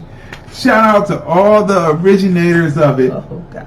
We love y'all because, you know, like I said, hip-hop saved my life, man. And it saved so many people. When Reagan went into Reaganomics and then went on to take all the extracurricular activities and music, had to create drama, their own. all that out of schools, and then people had to get privately funded to keep this going, but they took the instruments out. 2 turntables and a mixer. We kept the line of the 50s, 60s, and 70s going in. It's starting in the 70s into the 80s, blowing up in the 90s, and taking it on now with new kids. It's this new kid from Cleveland that I'm going to talk about next week, but he's going to be on episode 5 of the film review, music review show. Every record that he's got is on some hotness, and we're going to talk about him next week. So remember, people, it's hip hop's birthday, so now we're going to move off of the young white male, which dear white people, and we have to go on and talk about the 3rd volume. Yes, they call it volumes. Yes, right. Yes, of with chapters. They have chapters. They have 6 chapter volumes, right? So this is volume 3 of Dear White People. But this on Netflix. season, on Netflix, this season did not so much deal with Dear White People as so much as it was more of a intra-racial discussion between black people. This is what this season was about, and it's amazing. It's an amazing intra-racial discussion between black people. Let's run through the cast real quick. Great cast. Logan Browning plays Samantha White. Brandon Bell, he plays Troy Fairbanks. Antoinette Robertson plays Coco Connors. Marquis Richardson, he plays Reggie Green. Ashley Blaine Featherson plays Jolie Brooks. Deron Horton plays Lionel Higgins. John Patrick Amidora plays Gabe. Giancarlo Esposito is also on there. Yeah, he plays. His role is great this season. He plays a excommunicated professor. And then Nia Jiver plays Kelsey. Jamar Michael, Al, Lena Waite, P. Ninny. Do you remember we haven't seen her. She must have been there. They must have cut her out the thing. She was there. Okay. Jeremy. You know, this little app popped up. You know, it reminds you to drink water, and it pops up at the wrong time. Sometimes. Okay. But anyway, so let's wait a minute. Go ahead. Jeremy Tardy plays Rashid Bark. Caitlin Carver Muffy. Brandon Black plays Cordell. Sheridan Pierce plays Abigail. Taylor Foster Becca, and Luke O'Sullivan plays Connor. Okay, so look, a huge cast, amazing it's a huge cast. It's a great ensemble. Ensemble cast. Right. Multicultural cast. Right. Right. This season we find the protagonist. What's her name? Let's see. Is it which one? The protagonist is her. It's Logan. Samantha. Yeah, Samantha. Okay. We see Samantha, the character played by Logan. Okay. She's at a crossroads from the season before where she is fed up with basically fighting the struggle. She has found herself, she is tired, and she decides that she's going to more focus on her student project for her junior year.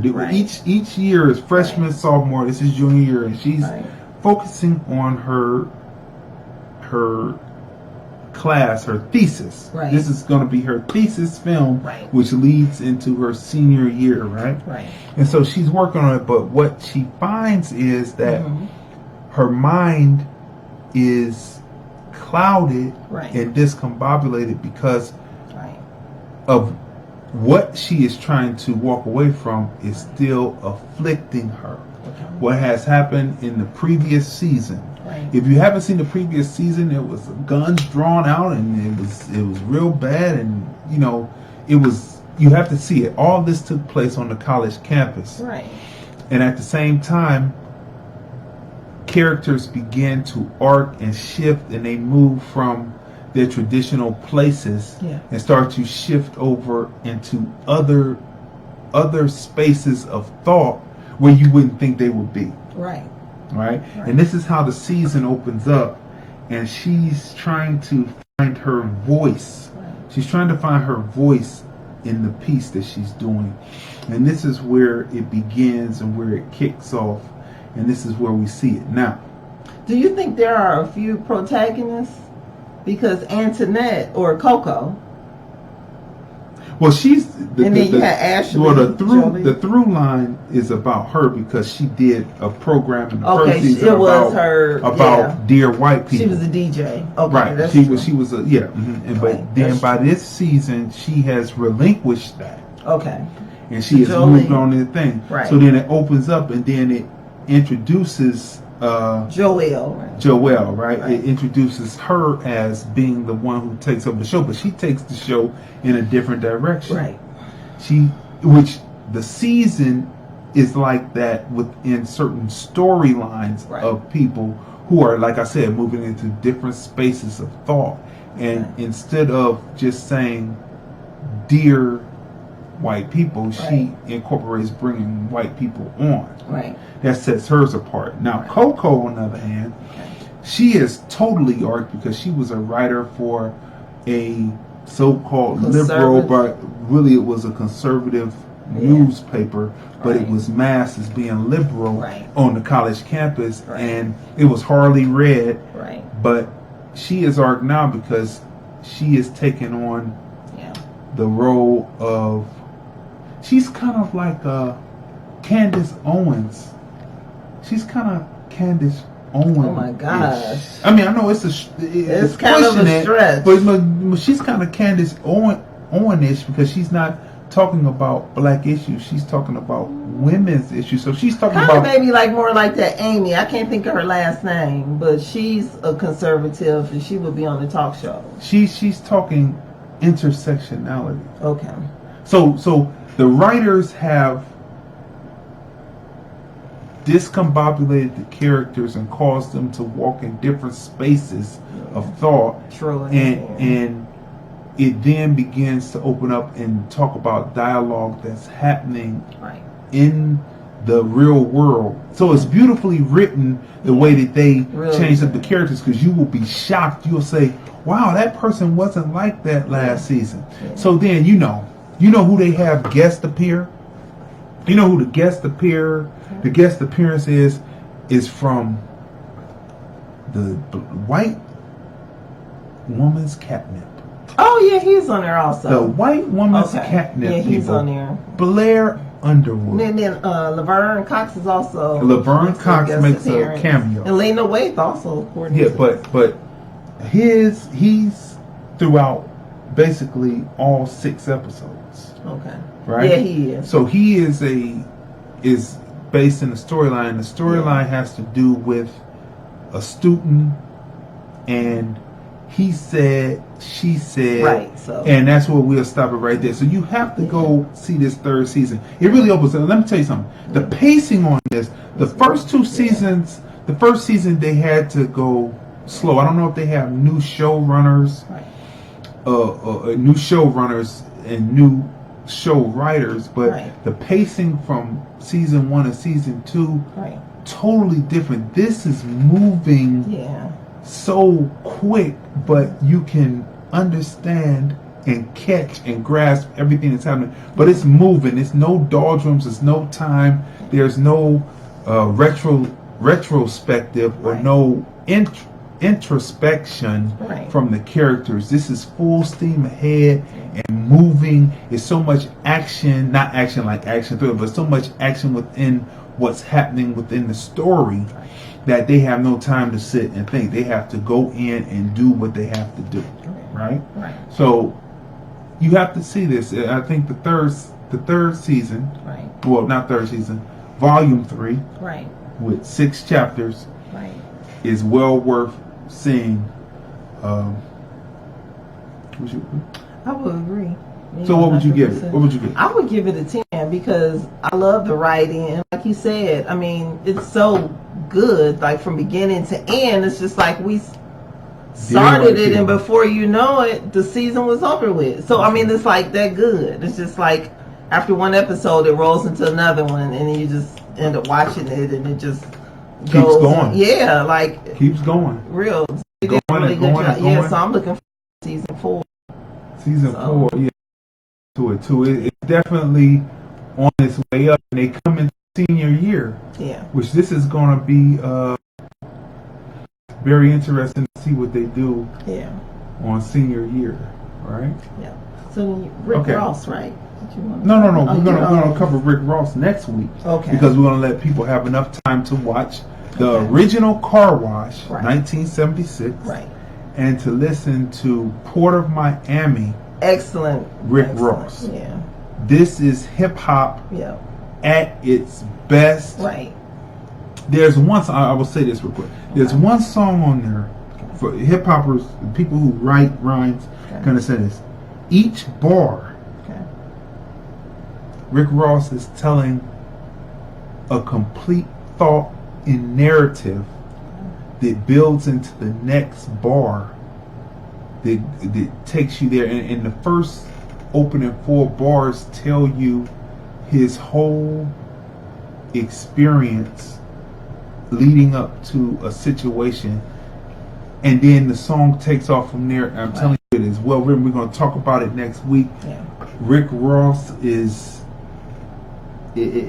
taking lyricism to a whole new level with what he was doing. I was sitting up there, you always know when Crazy D likes something because he'll go, yeah.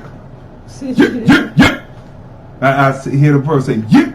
Especially if I hear that bona fide. See, what makes hip hop, being that we're celebrating hip hop's 45th birthday, what makes hip hop so good is it's a certain bona fides. There's certain things that makes an MC. You know that there's some bona fides, and I don't care what MC it is. I don't care.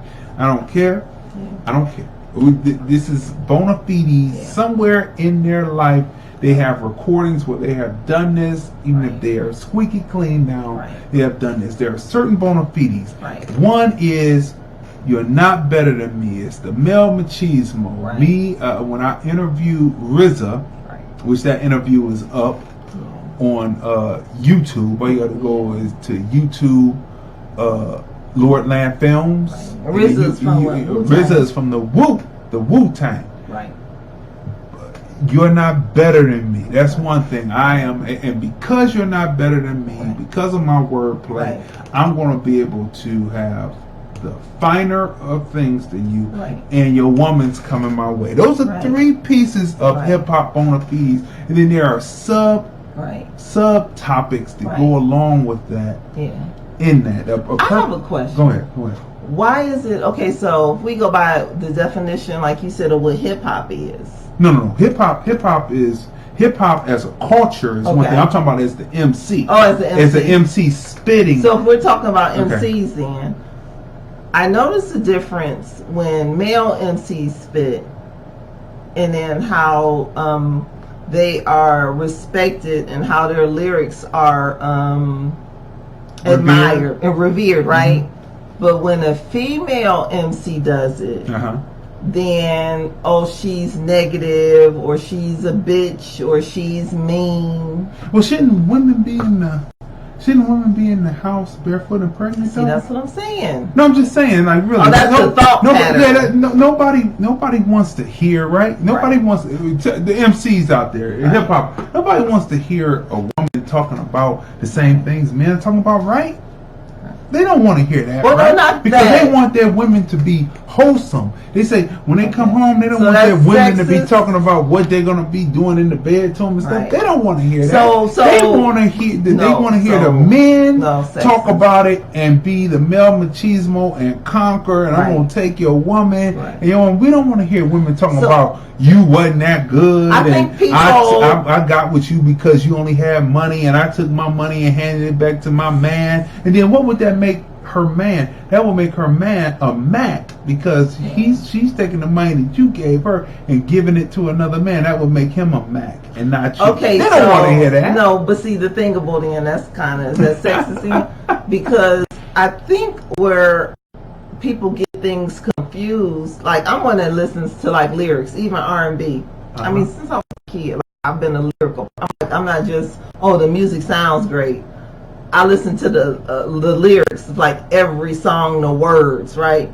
So when I listen lyrically, at wordplay, and let's say when Nicki Minaj raps, and when people say she raps about sex, right? And I'm like, are they listening to the lyrics because she does wordplay and she's going at it like you said, machismo at male rappers also, right? So but then they say, oh, she's only rapping about sex or she's going after a female rapper. And I'm thinking, well, no, that's not what she's doing. I'm like, are you listening to her lyrics? Actually, I don't understand why that argument about her going at female MCs is valid. Because hip-hop is about, I'm better than you. Right. And because I'm better than you, I'm going to have the finer things. I'm going to wear the better of clothes. I'm going to have the better of cars. And I'm going to have the best women, and I'm going to be able to take your woman.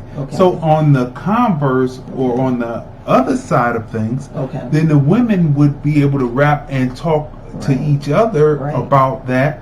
Right. Because remember, Roxanne, this is a story that was told. Roxanne Shante said that she was up there battling, and then it was Curtis Blow that called her, who coined her female MC, to break her away from MCs, because the male MC wouldn't necessarily want a woman going at them that could defeat them, right?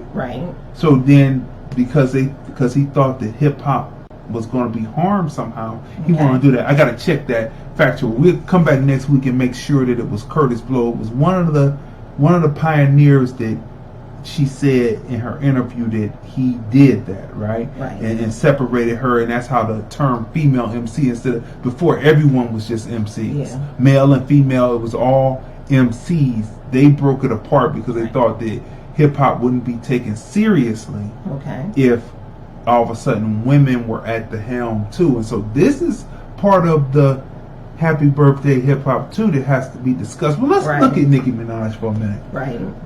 When Nicki Minaj came out,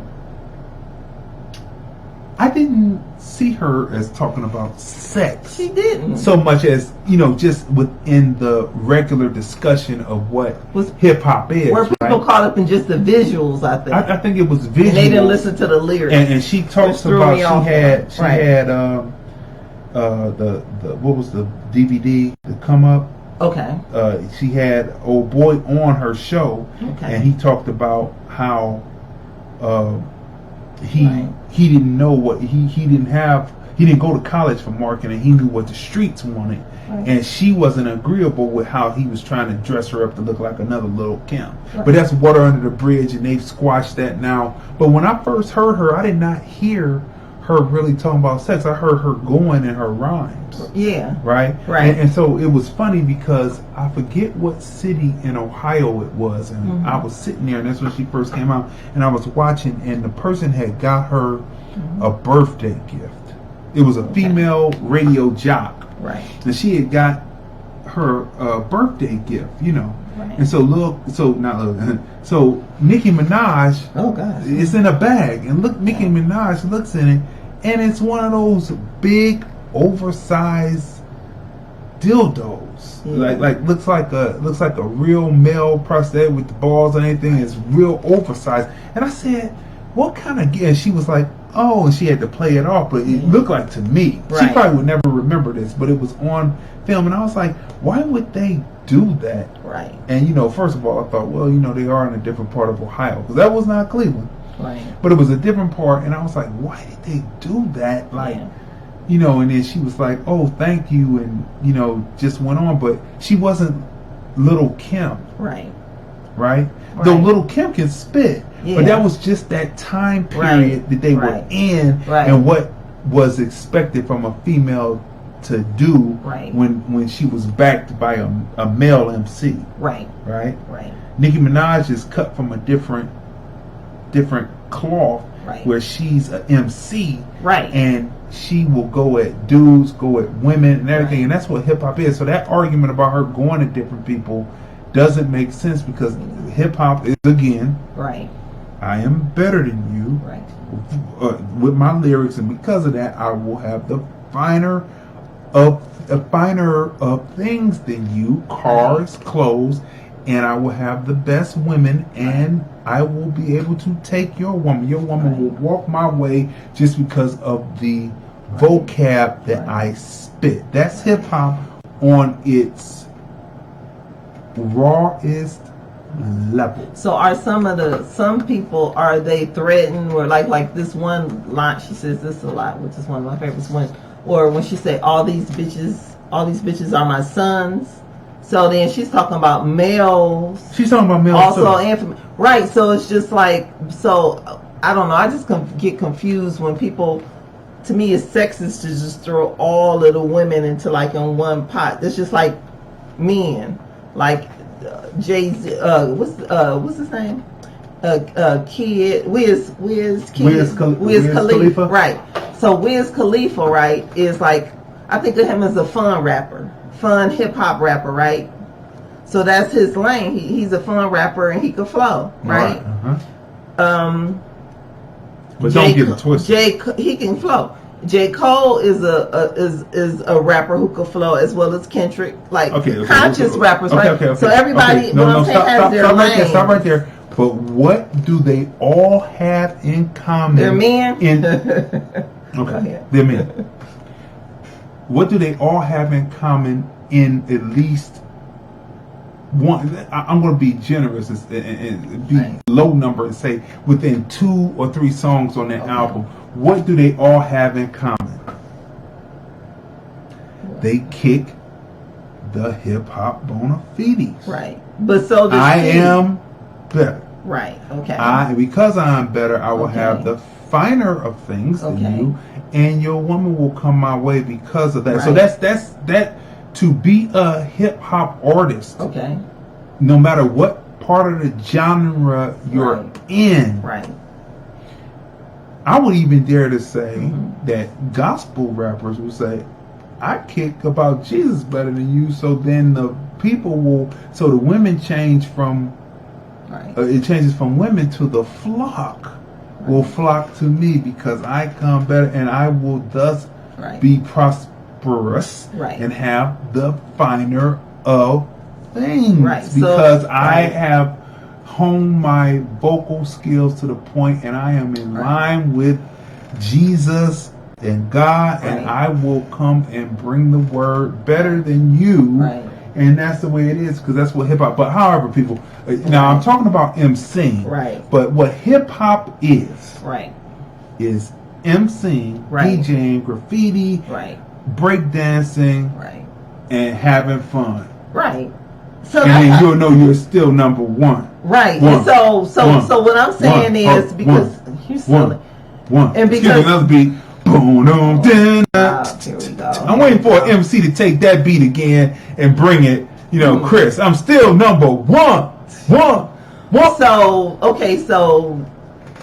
I think people just probably need to open up their minds, and because I've seen like people of big DJs, right, that have their own shows and stuff, and then I see how when they interview, other huge shows, they interview artists, right, radio shows, that interview artists, and you can watch their interviews, and the difference between how the female rappers are versus the males. To me, it's like it's okay if men have the different categories, but they just lump all of the women all in one same bowl, like with the Jermaine Dupri thing, right? So if Jermaine Dupri, nothing against him, but nothing against him, right? No, women now, but listen, but Jermaine Dupri had produced one of the biggest. Yeah, but see, you have to listen. Okay, I'm listening. But the thing about Jermaine Dupri is everybody lumping everybody into a bowl. because Jermaine Dupri didn't go after female rappers. He talked about one specific genre where he said it's the stripper rap, right? So then social media turned it into Jermaine Dupri was going after female rappers, right? No. So they said that he lumped some women in, but he didn't name names. But he said that most of the women that are rapping today, but that's listen not to true. the statement, right? Listen to the statement, right? Most of the women who are rapping today are talking about basically stripping and dancing and right. still having fun, right? And so he said that most of them are rapping about that, so it should be called strip hop. Yeah, but the thing about it is like, okay, so who's a stripper, right? So Cash Doll, she strips. She's a good rapper. Cardi B, she was a stripper. Also, Cash Doll was a stripper, past tense, right? But they don't only just rap about that, right? So they rap about other things as well, not just stripping, right? So, but then, you know, like we talked about, Nikki is also an MC, and she goes hard. She doesn't rap about just, you know, that. And then you have Lizzo, right, who's a great rapper, and she raps about everything. And What you, do they all you have have? Rhapsody, who's also a great rapper, a conscious rapper, right? And then you got Tink, and then you have Eve, and then you have all these other, right? So, but what I'm saying is, it's just that it's just a major difference. I think the way men are being treated versus women. What do the female MCs of this era all have in common? What, they're women? What they have in common is they're being what's the stereotype? No. What they are using, Megan Thee Stallion, I forgot about her. They are using their sexuality more than the traditional MC, the female MC of the previous eras. Like who? Did. Because you're not talking about Kim and I'm talking about Light. I'm talking about the previous era. Okay, so during that period, we're in an era now from the mid 90s up to today that is a more use of sex of the full form of a woman, the full sexuality of a woman used in records. Is that because they were kicking in the door? Kicking in the door rap, so they were trying to show their rap skills. Hip hop, right? Hip hop. Then we're talking about before in the original, in the era when women came and when women were in hip hop, Sparky D, all that. They did not dress sexualized. But you know why they didn't, right? No, because of the fact that they were in hip hop, that was not something that their thing was about kicking bars. And they wanted to show, kill that stereotype of them being a woman, being women in hip hop, and they wanted to be taken seriously. Kind of like during the time when in the churches when the women did not dress in dresses who wanted to be in the pulpit, they dressed more into suits. Like Shirley Caesar was more, I'll use the word lightly, but butch-like. But then now Shirley Caesar is accomplished, and now she is more.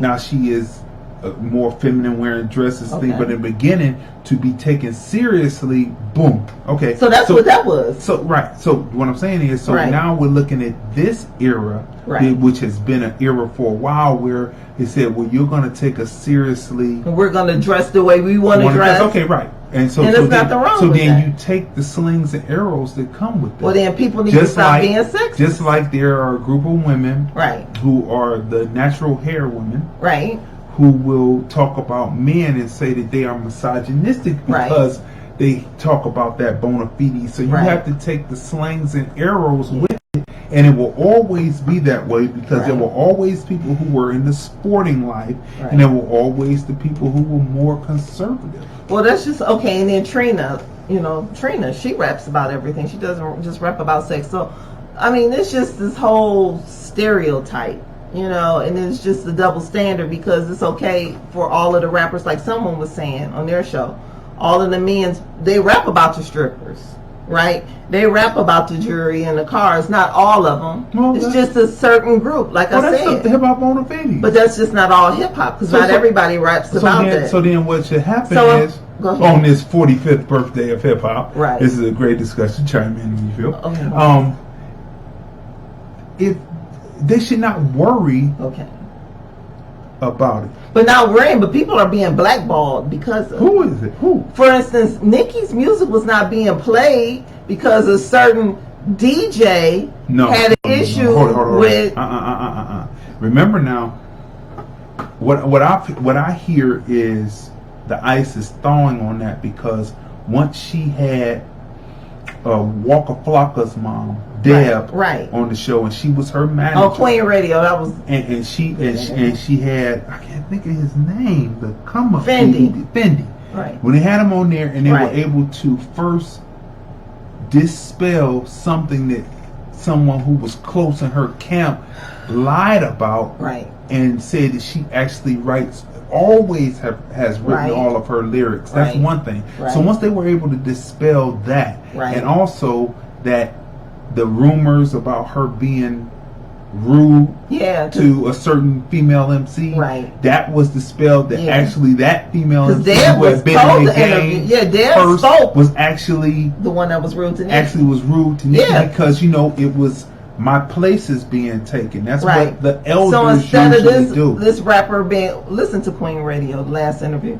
But Deb, like you said, Waka Flocka's mom, who was Kim's, so now I hear Nicki's manager at the time, told what actually happened. It was actually happening through all those years. Yeah, that she didn't want to be seen as a sexual because she wanted her lyrics done. So Nicki Minaj didn't want to be seen like a sexual thing. So when you look at her albums and you see her use her sexuality, because of what the initial Fendi had done with the poster where he kind of made her look like Little Kim and called her that derogatory name, which that's all water in the bridge, that don't matter anymore. People tag Nicki with that, so even though Nicki was being artsy like a what's her face, the one with the meat dress, Lady Gaga, even though she was being artsy and using her art school things with her costuming and everything and her wigs and things,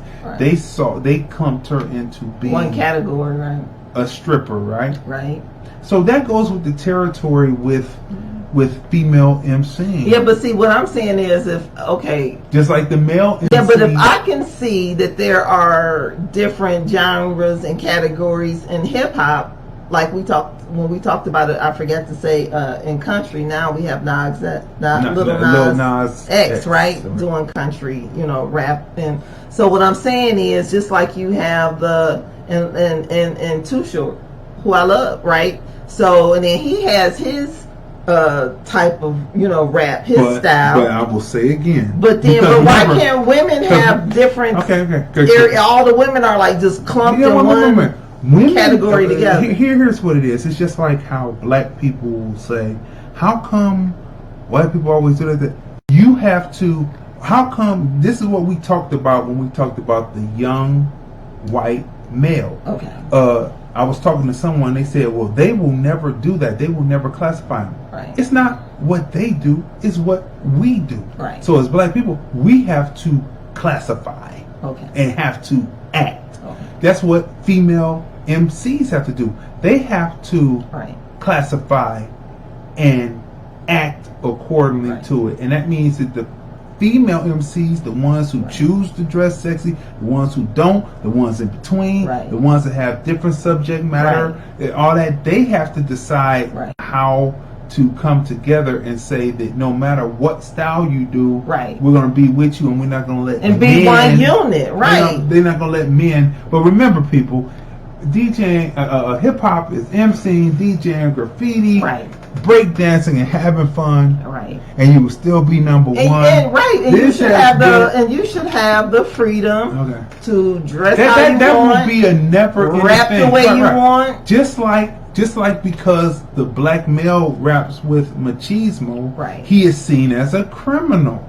Right. Whereas you watch an Italian gangster movie and people revere that, and the They love The Godfather. The Everybody Italians loves aren't them. seen as gangsters, or like we saw this movie, the Irish aren't seen as gangsters. Right. But there are some things the Irish did to black people during slavery that you got to read about. But anyway, listen. And Kaya, we left out Kaya. Okay, she's a great rapper. And I'm, you know what? So many in great closing. rappers. Now, as the critic, right? I'm the filmmaker. I'm the artsy guy, and you're the critic. Yeah. Your viewpoint on that has shifted over the years. I mean, has evolved over the years. Because I remember when Kaya, as an example, had her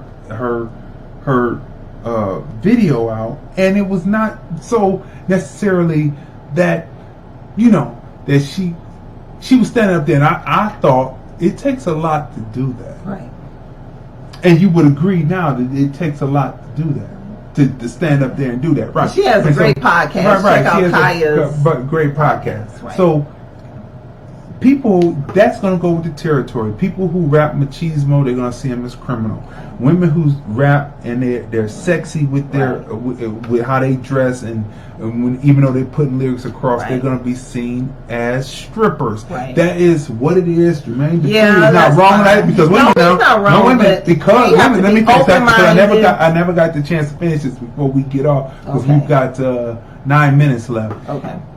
Jermaine Dupri had one of the best. Yes. The Brat. The Brat. Right. And the Brat just posed in a bathing suit for the first time. DJ Holiday has it up on his Facebook page, and he said, I'm just going to, this is the Brat, and I'm going to just leave it right there. Right. So you see what I'm saying? So the Brat is posing, and you would think, hey, if the Brat had rap like that, she would be like Little Kim, but you know, the Brat has always been covered. So when they show this, they say, oh my gosh, is that the Brat? And which is okay. Right. Okay. So, So, I there we mean, go. so that's just the point. I guess my point is, just like we're accepting the different male rappers, we need to be able to do that with women, and it's okay for women to be in their own categories. Women have to work that out for themselves, just like the male rappers have to. And they shouldn't be blackballed.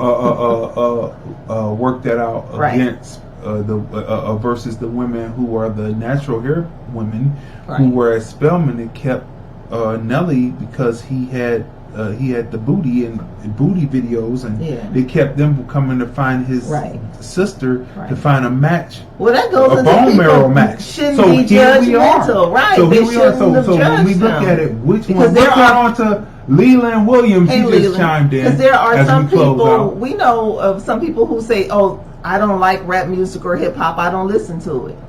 And I'm just like, I don't understand how people can be like closed-minded, because, you know, jazz, opera, country, gospel, you know, I mean, it's something in every genre of music that should catch everybody's ear. I mean, Yeah, because all of it's ours. But anyway, listen. Yeah. Blues. We have celebrated, and we started a discussion that is going to keep going, because you know, hey, you know, women got the fan. Happy You out birthday, there hip-hop. and you battling on the mic. You got the fan to be able to put them lyrics out there to kill. No, it's not just your on the detractors. women. Men need to be more open-minded and not just be sexist towards you got the female battle. rappers. When the female and other women should not be judgmental against other women. The MC when Sisterhood. when the classification was made, female MC versus MC. Right. Instead of everyone being an MC, Right. this is the snowball that has built, right? Like Snowfall. Right. Make sure you watch Snowfall. that. Yeah. But anyway, look, we're trying to get out of here because we got 6 minutes left. So this is what has built because of this, and if you want to fend for it and you want to do it, grab the steel, and get on the mic, and slay all of your detractors. That's what hip hop is. MC and DJ and graffiti, breakdancing and having fun, and you can still be number one. And great rappers all over, mid, west, south, west coast, That's right. east And coast, you will see north, them and always see them on the movie east coast, review, Midwest, the movie review, down south, music review show. West. Episode 5, mixtape 5, coming globally. We told you how to do that. You go right here, to right here, and then you're able to watch us globally. I'll keep it up there a little bit. There you go. There you go. Through your smart TV, Roku devices. Download the YouTube or the Vimeo app and search Lordland Films. Right. And you will see us. And go to TC's Barbecue Crib. Yes. You can check us out on the internet at Vimeo.com showcase / by Crazy D. And you go to TC's. Use this barcode, get your discount. We're out of here. This has been another robust episode. It has been, and we don't even want to get into the top 5. Yeah, we don't want to. We don't do the it's top too 5. many. We don't even have to do that. You know why? Because it's so many great rappers. We'll get into top 5. So many great rappers. Shout out to Miles Lowe for dropping that information on Happy Birthday to Miles Lowe. Happy birthday, Miles. Matter of fact, you see him in 1, 2, 3, 4. But anyway, people. This has been another great, robust episode. August 11th, the 71st episode, celebrating hip hop. Happy birthday, hip hop. We are the husband and wife team. I'm Crazy D. Tracy. And we review movies, music, culture, politics, and society on the Film Review Podcast. Right. We are the voice of the filmmaker and the critic. And we will see you next time on the Film Review. This is another great episode of the Film Review. We are the husband and wife team. We are the husband and wife team. We are the husband and wife team. Stay tuned. We're the husband and wife team. I'm Crazy D. And this is the Film Review. Stay tuned. We got a lot to talk about. We are the husband and wife team that review movies, music, culture, politics, and society. This is the Film Review. Movies, music, culture, politics, and society. We're the husband and wife team. I'm Crazy D. Tracy. And we review movies, music, culture, politics, and society. Sunday at 5:30 on Crazon Dion page on Facebook. Live stream. The Film Review. Movies, music, culture, politics, and society. This is the Film Review. Welcome to TC's Real Crib!